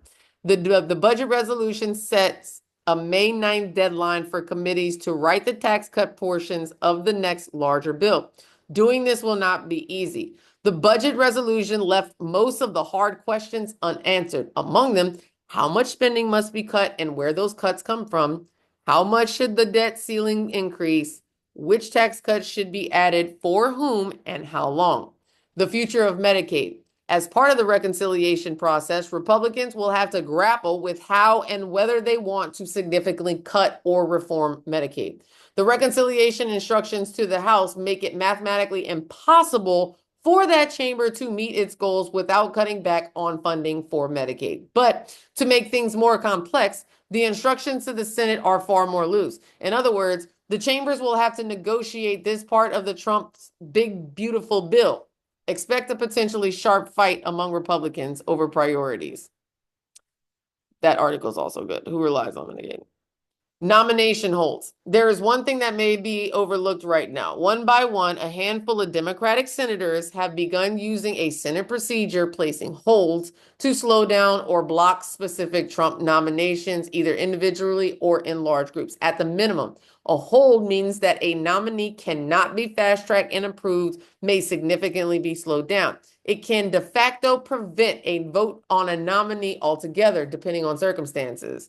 Brian Schultz of Hawaii placed hold on some 300 nominees, all the nominees for Department of State. He has written that he objects to Trump's gutting of USAID as well as cuts in actions. Gaglio, Wyden, and Schiff. We know that Trump has pushed against the delay in any delays in seeing his nominees confirmed, at times threatening to upend nomination system itself by launching recess appointments. A lot. So would those poll numbers not reflect the outcry at the Republican town halls? Because the polls are the results of independents and not Republicans. Are the people angry at town halls also independents too and not Republicans? That's a good question as to whether or not who is allowed at the town halls. I actually think, if I'm not mistaken, and when I came to, it was Republicans, and it's Republicans and independents, or more importantly, they are writing who it is that has it.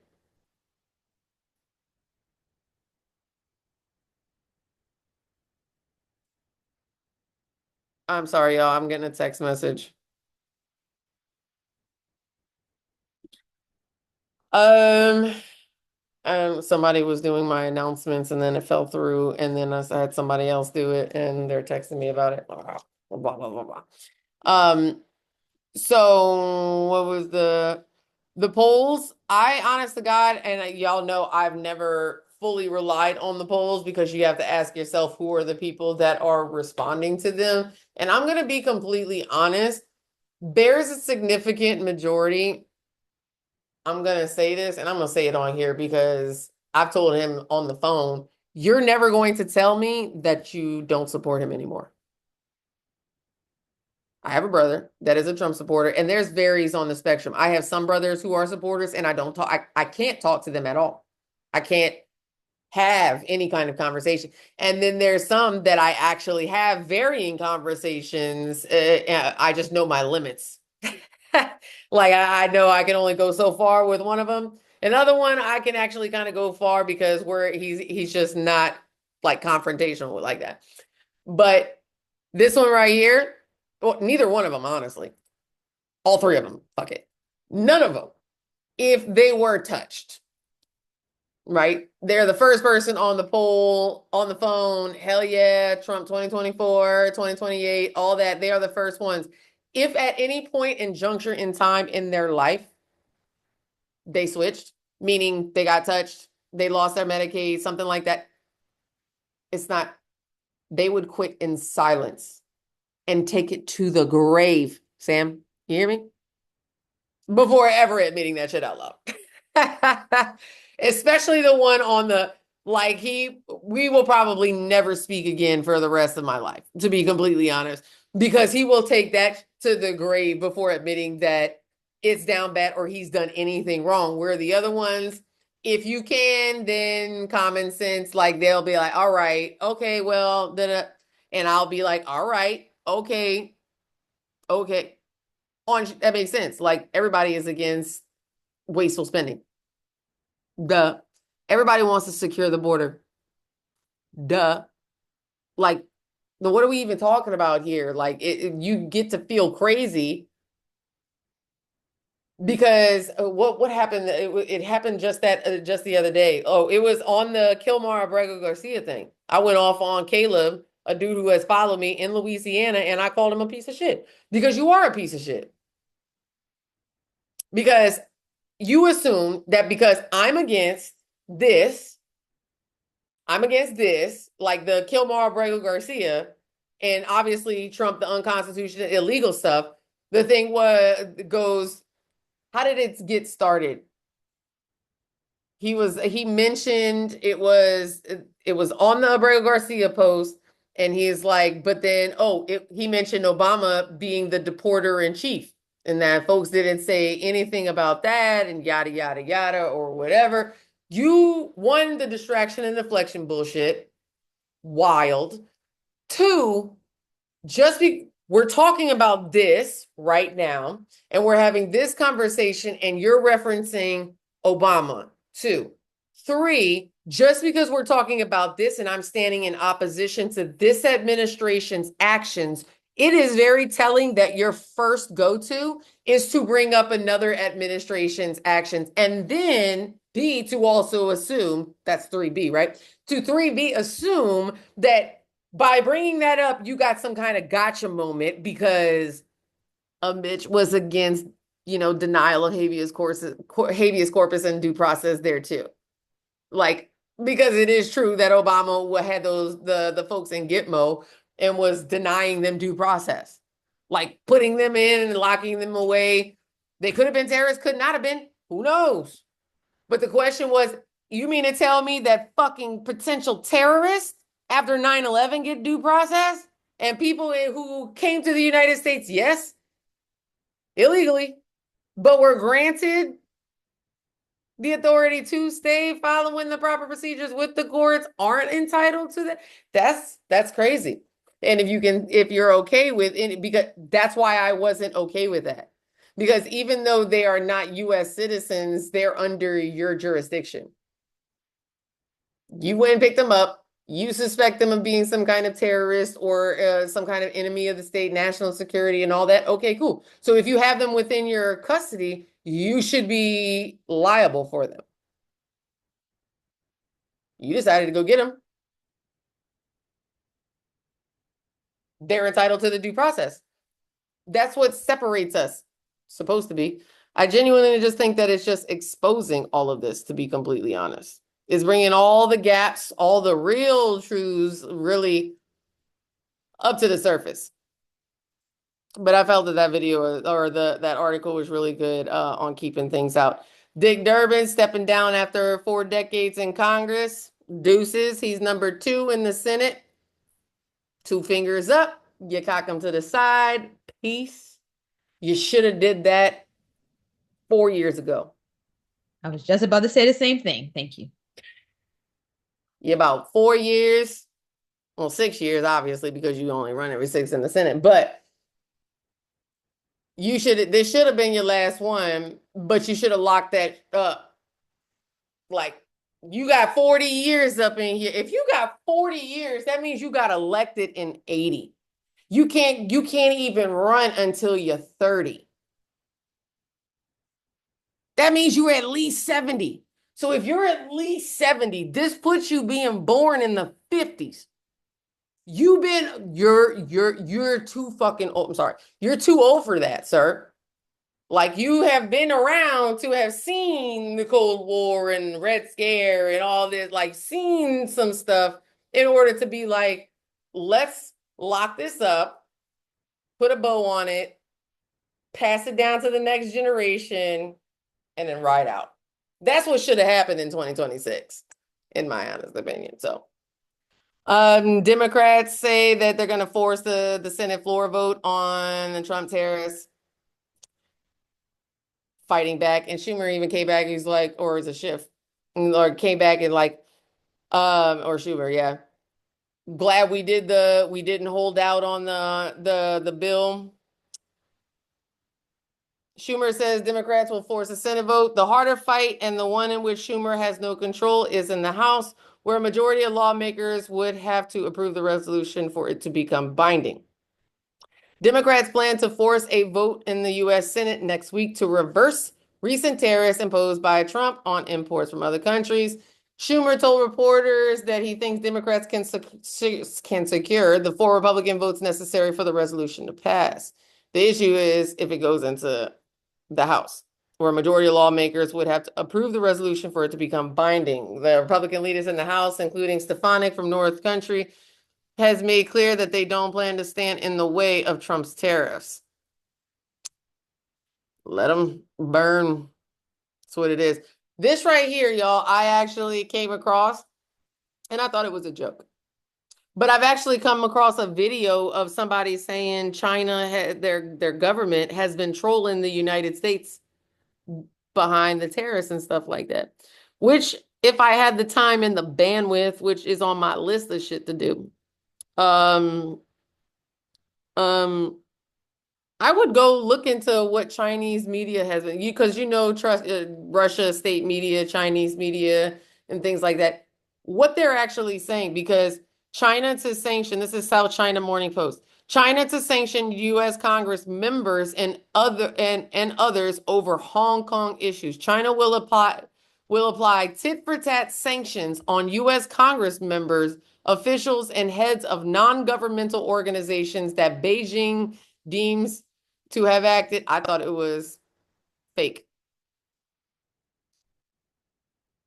Deems to have acted egregiously on Hong Kong related issues. The decision announced by China's Ministry of Foreign Affairs on Monday came after Washington last month imposed sanctions on 6 local and mainland officials for their involvement in what they call transnational repression. Foreign Ministry spokesman Gao Jikon, I don't want to mispronounce the name, forgive me, described the U.S. sanctions as severe interference in Hong Kong affairs, which are China's internal affairs. They were also a grave violation of the principles of international law and the basic norms of international relations. Yes, indeed. Let's go read the United States article. Because I'm definitely not signing up for that. I didn't even want to click the article. Like, Rubio Garcia, the Chinese communist. She's got links. So let's go to Reuters. China has imposed sanctions on some U.S. Congress members, government officials, as well as heads of non-government organizations. That it's just a response, and that's all they got. That's all I got. I want to know. Actually, hold on. Ooh. All right. Well, whatever. Let's see.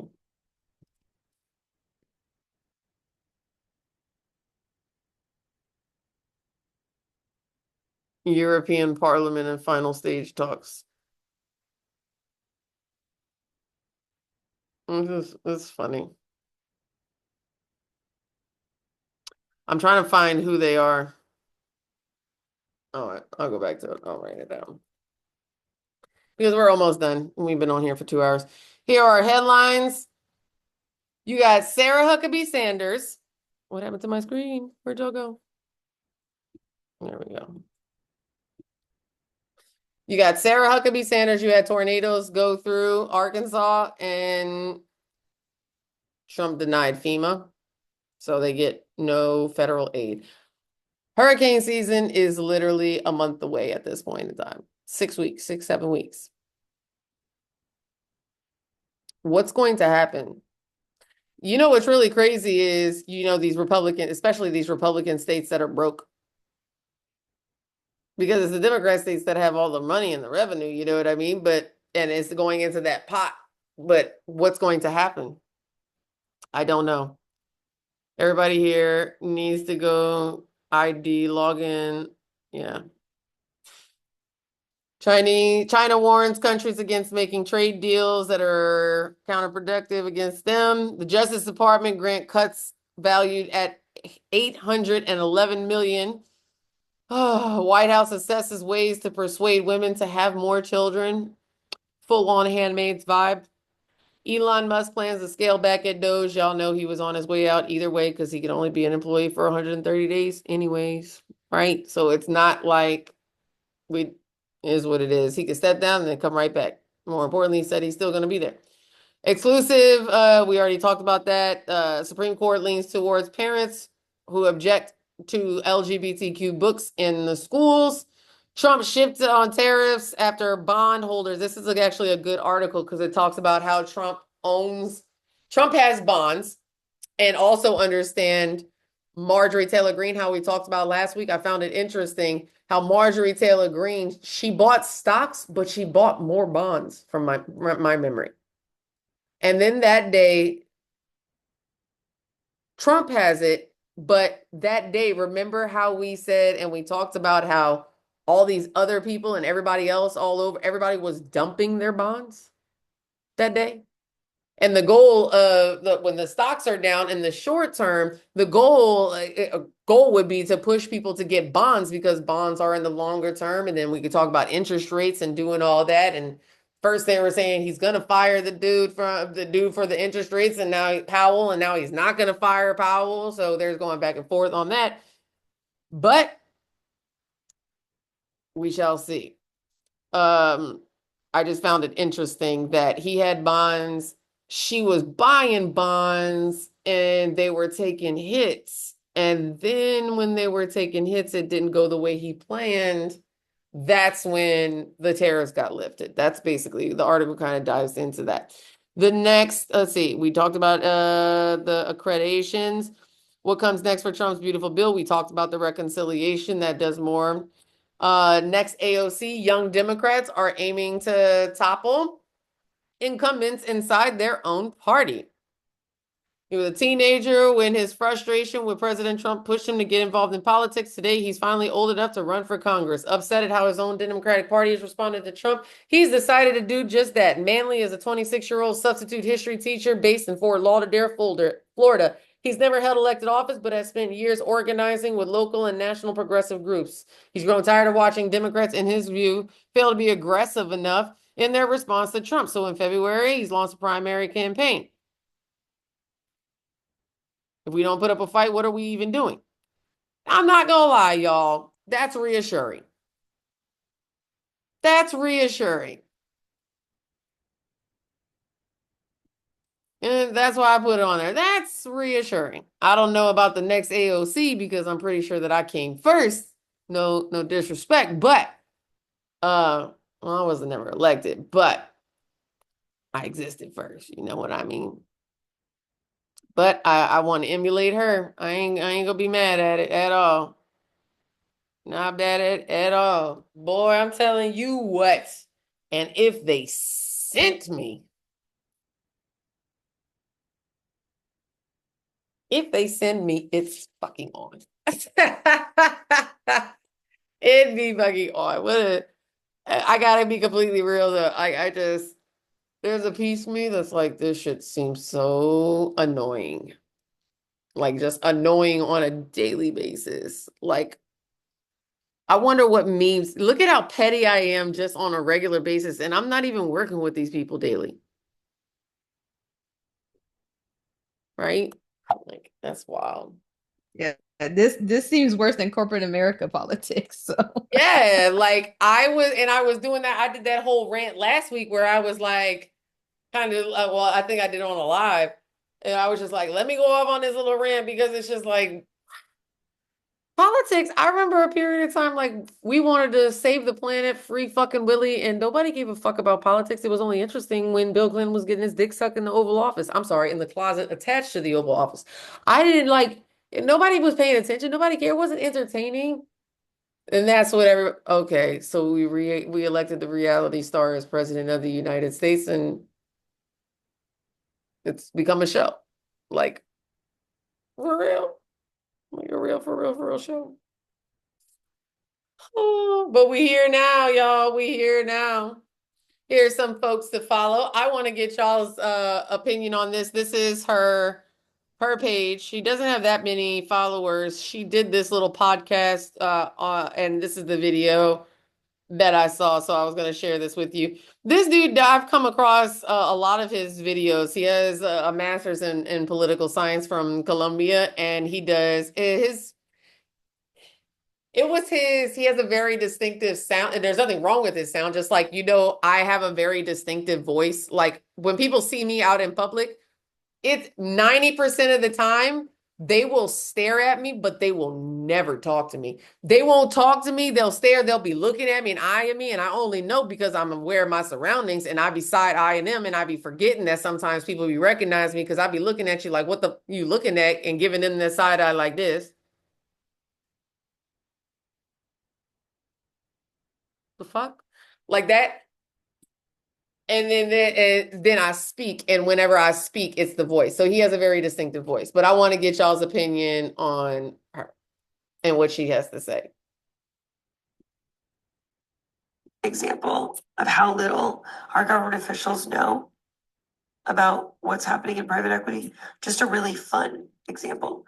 Why do they want to shut down TikTok? What's the excuse they've been using? We know it's because Meta is paying them, but what excuse are they using? Because China, it's dangerous that they're going to own our data. It's for national security.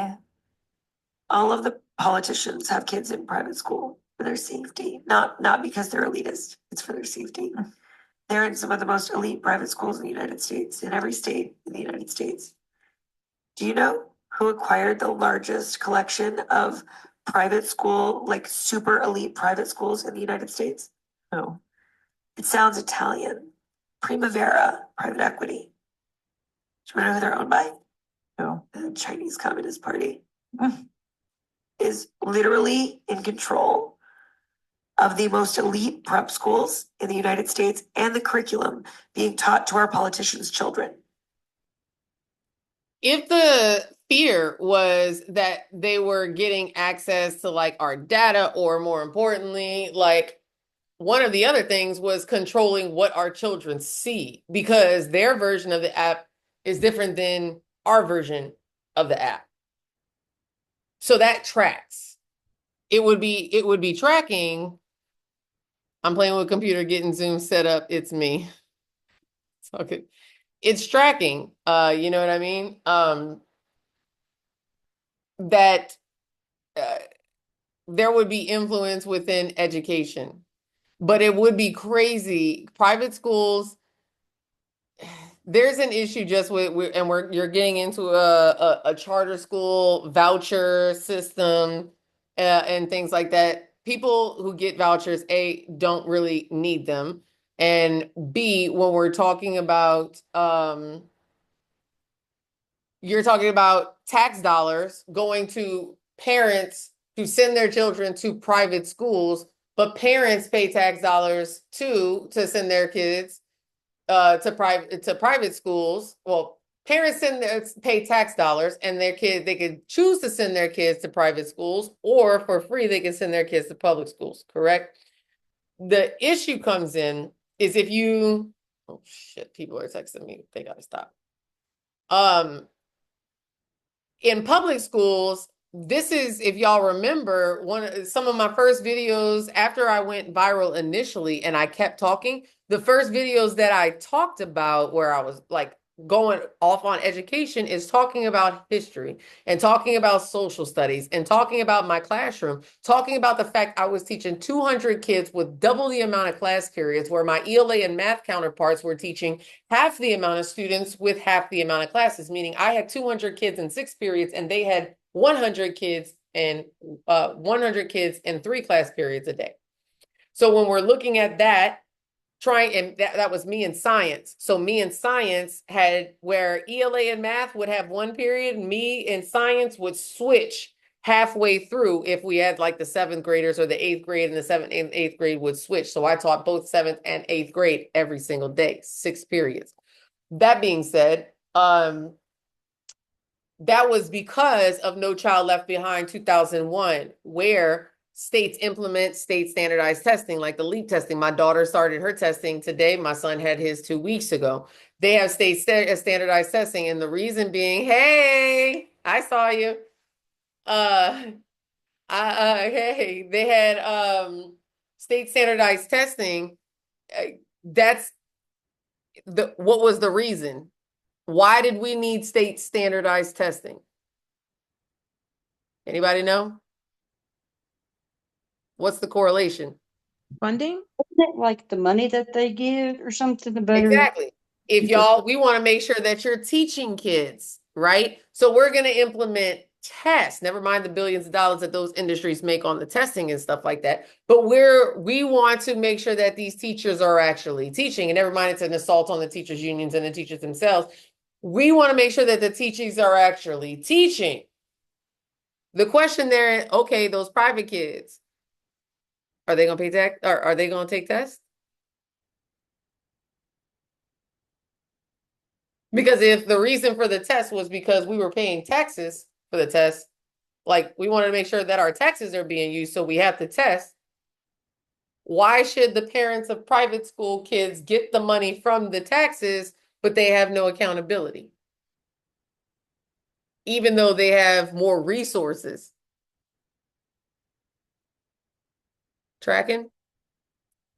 Yeah, that's because all the only people going to the private school was rich Republicans, and they were stealing money from the public school, because and people are so stupid. Now, if you go into a public school, you can't afford the uniform that the private school have. You can't afford to take your child, drive your child to the private school every day, and if your academics fell out, your child fell out, then they gonna kick your child out no matter what.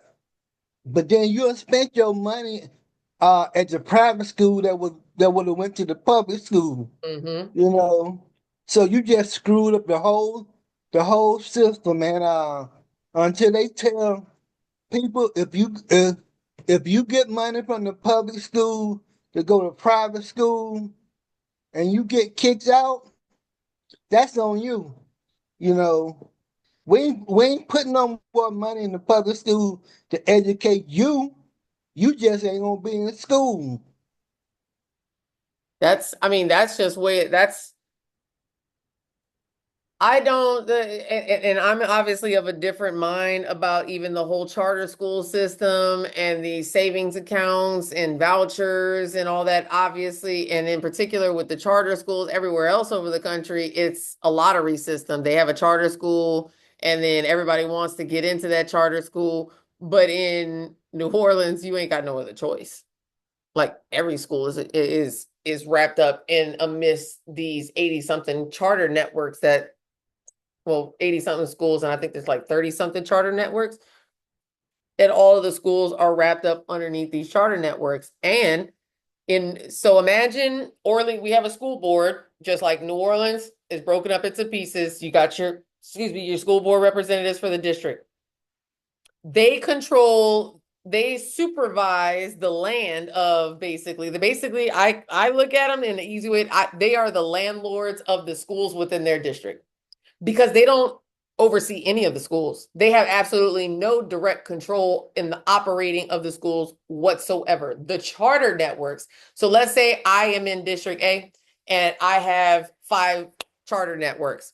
I could have 50 schools in those 5 charter networks and say there are 10 schools each. My job, charters come to me as a school board, we grant them a charter, and as long as their money is good and their scores are good, every time their charter renewal comes up, the board will sit there and vote and renew their charter. If there's something with the money or their scores are bad and they have repeated years, the score is bad, they'll have the probationary period, so on and so forth, then they'll get their charter revoked. What happens is, because the charters and because New Orleans, after Katrina, they came in, they got up all the schools and things like that for all these. It is crazy. There needs to be a documentary done on what transpired in the public school system in New Orleans. Add that to the list of projects I could do in my lifetime. But that ended up, and when you see Katrina babies, that is the backdrop. Because I graduate in May of 2004. August the following year, 2005, Katrina happens. They fired every last teacher that ever taught me in my life via Western Union. Because overnight, they fired all the teachers in Orleans Parish, every one of them. Everybody was gone. Got rid of them all, and then slowly opened them up under the charter networks until every single charter that opened up it opened up underneath there. The issue is that, let's say I'm in charter, I run charter A, or I'm charter 1 inside of District A, and I have schools that are repeatedly failing. And let's just say for easy, I only have 1 school underneath me, and my school is repeatedly failing. I don't get my charter renewed. What do? I come to y'all, get some new CFO, CEO. I draft a new charter and I go to the board. The board sits down. Well, we have these schools in these districts. Where do you want to go? And you just pick a school, rename it. That's, for instance, what has happened to schools like William Franz Elementary, where Ruby Bridges walked in for desegregation. Like very few the landscape of New Orleans and the public education system and everything has changed so drastically, and so much is on the cusp of changing, especially with these new legislative bills, because Jeff Landry is pissed because the amendments tanked and he's taking it out on everybody. And that's just that. It's only going to get worse because they are coming after education. They're going to slap a computer in front of your children's face and have AI teach them incorrectly. Because AI is not always trustworthy. It's not. It's not. That's kind of like private prisons. They just private prisons are just for profit. They don't care about nothing but profit, and the more they judges send people to that private prison, the more money they make. You know, There and are for-profit charter schools, meaning they are tax funded but privately run. All these charter schools are that. They are tax funded but privately run.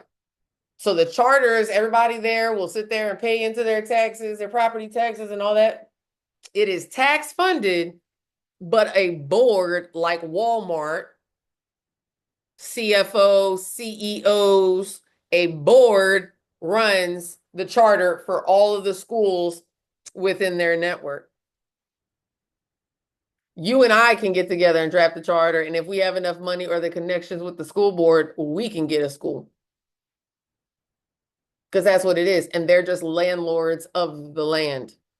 But understanding that they build prisons based off of the behaviors, the behavior reports, the in-school suspensions, out-of-school suspensions. They go off of the internal data within schools and they build beds. But more importantly, just the education system in general, based on that Prussian model, was less. Number one, you have children who were in the factories. And then you pass child labor laws. Well, now these children are home. Well, if the children are home, then mom can't be there. Who's going to be home with the kids? So you got to have we're going to have subsidized childcare when they turn 5 years old, because they're going to go into pre-K kindergarten and they're going to be taken care of until the age of majority, which is 18. And then it's less about education, because if it was about education, we've been teaching the same shit. Sorry, the same, more or less curriculum for years. Why we're still teaching algebra, Pythagorean theorem, okay, certain things, all right, but we're talking about an entire overhaul. You teaching all this, and yet people don't know how to balance checkbooks. Not that checkbooks are particularly relevant, but in the sense of just balancing their bank accounts or even writing a check. I was in school teaching high school, and these kids had never seen one. They're about to graduate high school. Did not know the difference between a debit and a credit. Did not know what interest was. I didn't either, because those things are not a part of the curriculum. Taxes are mandatory as an adult, but they're not mandatorily taught, right? You don't get no home ec anymore in public schools, barely get any kind of extracurricular activities and things like that. It's bare minimum, but that's intentional and by design. And I found it interesting how, on the flip side of it, that there is influence via social media, via education, and so on and so forth, regardless. I'll let y'all choose one of these. The conservative of psychology of conservative. Let me see. I think this is the one that I saw. That's why we didn't have another baby over 20 years ago. Hard to find trustworthy childcare. Then putting them in daycare, they get sick. So my mom had to take off. Yep. Tell me about it. Come on, you let me play it. All right. Well, I'm not going to do it and go through that. I wonder who is this week's BMMF of the week? Anybody want to take any guesses? I do have a hint on the next page. You're going to have to take a guess. I'm gonna say Marjorie just for the fun of it. I had her last week. She was the BMMF. Oh, I not forgot. that she can't repeat, though. It all depends. True. All things depending. You can have a double header. Whoever made up the story about AOC's brother. Oh, yeah, I did see that too. I followed him on Instagram after that, actually. I didn't even know she had one. Thank you, sis, for the bullshit. I didn't even know she had one. Thanks. He had I some think too. Hespit should be it, Mm. because he gonna get a lot of people Oh, killed yeah. because he want to use his civilian phone and blab about everything, and they go, I didn't tell nobody. Why is his wife and his brother on a Yep. Right. secure phone? In the chat. Yeah. They have nothing to do with the government. Like I said, That's why I went into that tangent about the woman that I accidentally text, right? Because I think that's what he did. I don't see why he would do that unless A, it was accidental and you're that stupid, which means you would have to go through several steps, right? Unless you already have a chat that already exists between your wife and your brother, and you were in the midst of doing that because the article, the documents and all that, the text messages said that they were done at the same time. So when he was in the chat with them and Goldberg and all that was added, and he added those plans in there, he was also adding the plans. So you copied and pasted. If you did that more than once, how many chats you got? And then too, it begs the question as to how did you not think that this wasn't gonna get out? Like the private server.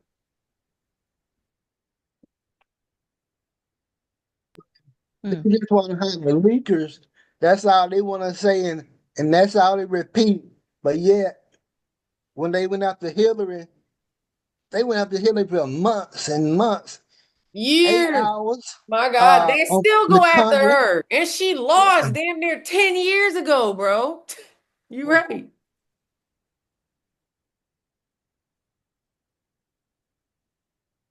Oh, it's mentally exhausting. No, do y'all have any nope, it's not Pete Hegseth. Good one though. Right on par. It's not Schumer? Marjorie. Schumer? No, but it is. I'll give you a hint. I have a hint page. Let me get to it.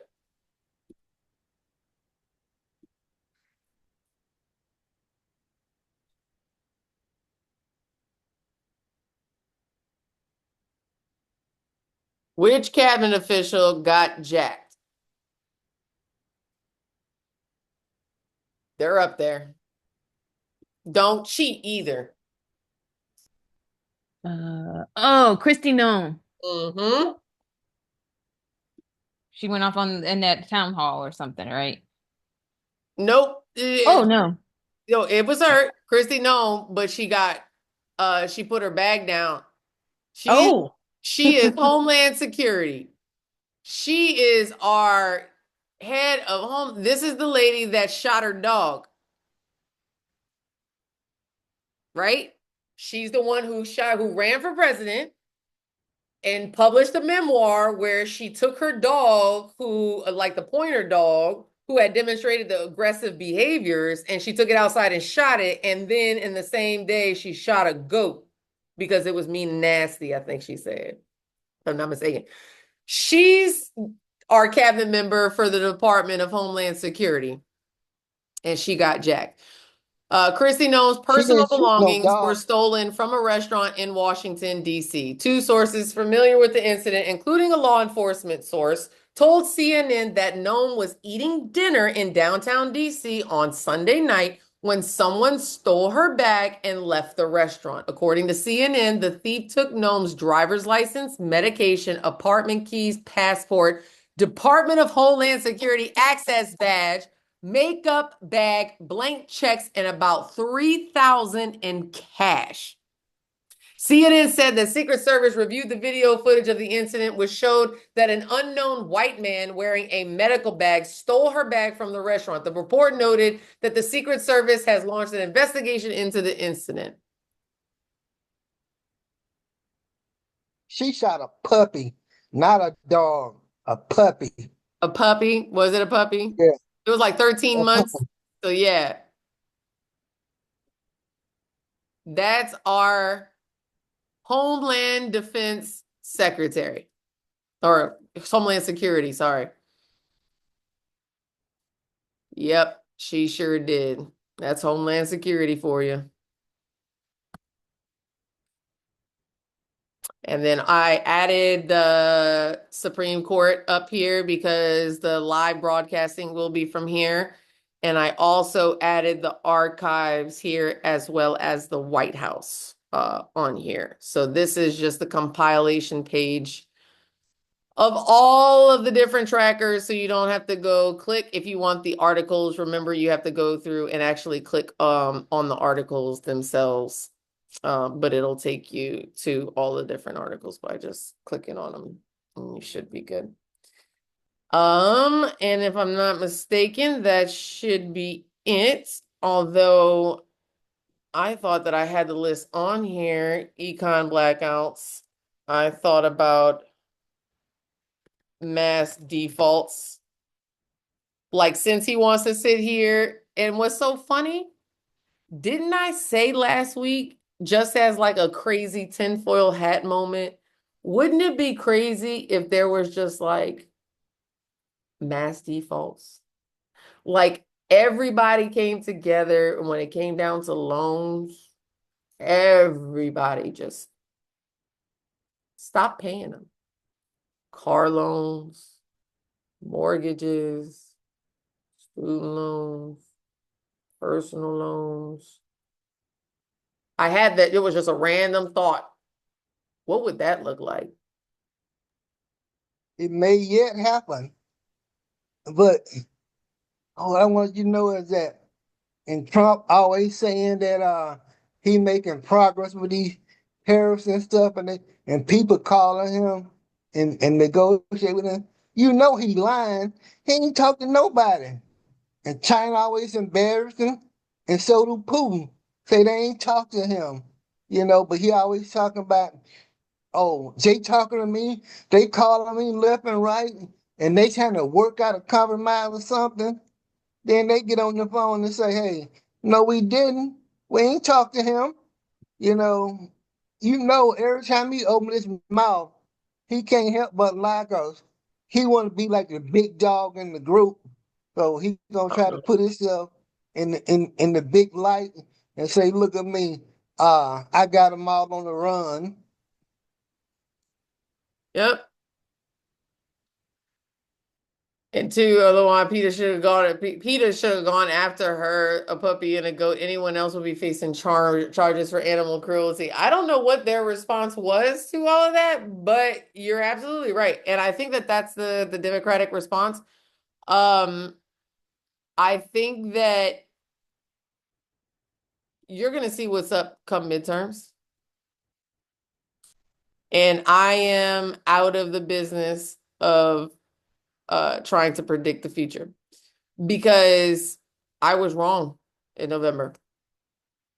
And honestly, God, I'm not totally necessarily shocked by it, because it's kind of what we get. Because we're going to have to deal with the fact that we settled for the systemic or for the symbolic and not the systemic changes in Biden's first term, right?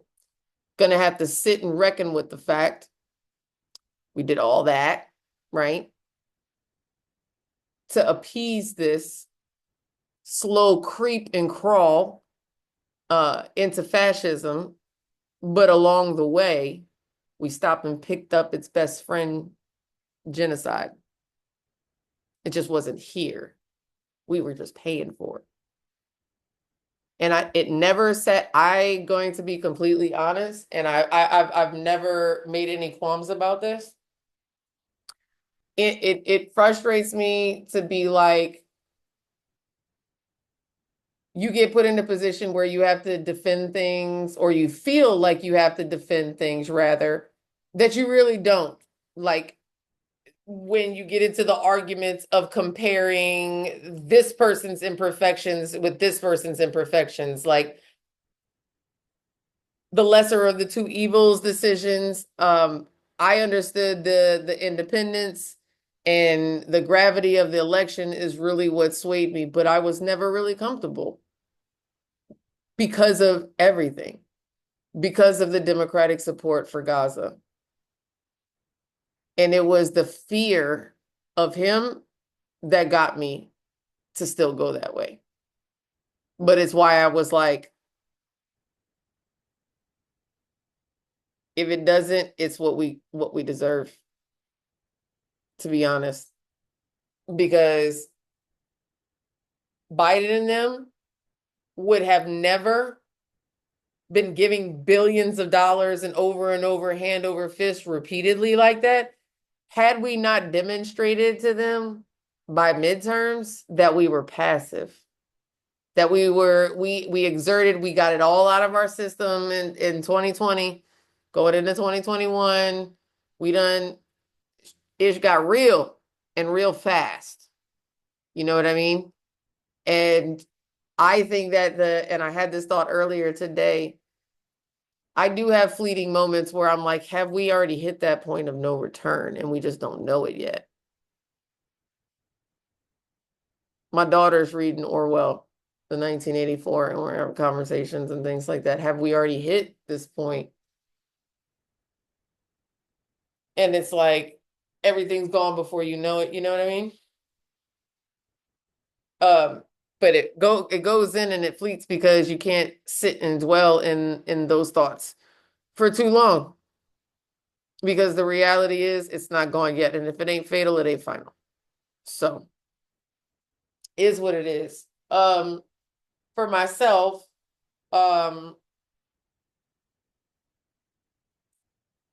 just like myself, for everybody else, everybody at this juncture needs to be asking themselves how far they're willing to go. Because the way shit is going, you can make the decision on where you want to stand on your own time, or you can have that decision thrust upon you. And more often than not, it's in the most unfortunate circumstances.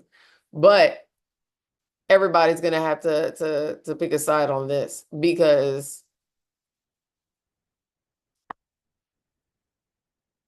yo, there's a bunch of things that I'm looking at it that I didn't include and put on there.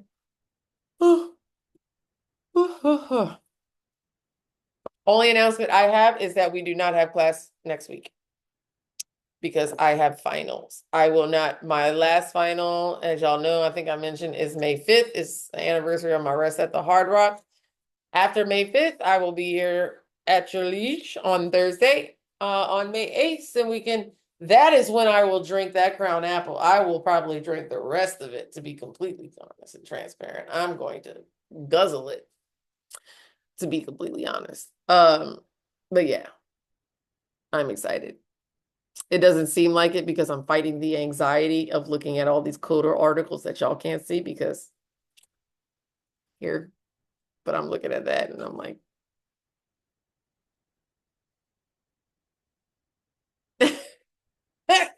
it's only like 3,100 articles. But you in the home stretch now. It'll be fine.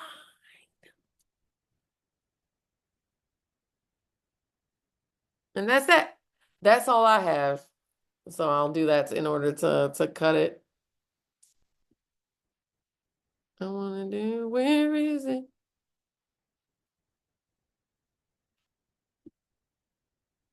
Pause, stop recording. Teacher life, lawyer life loading. I think it's 23 days. Yay! Did I hit the button? Pause, stop recording. It's not letting me do it.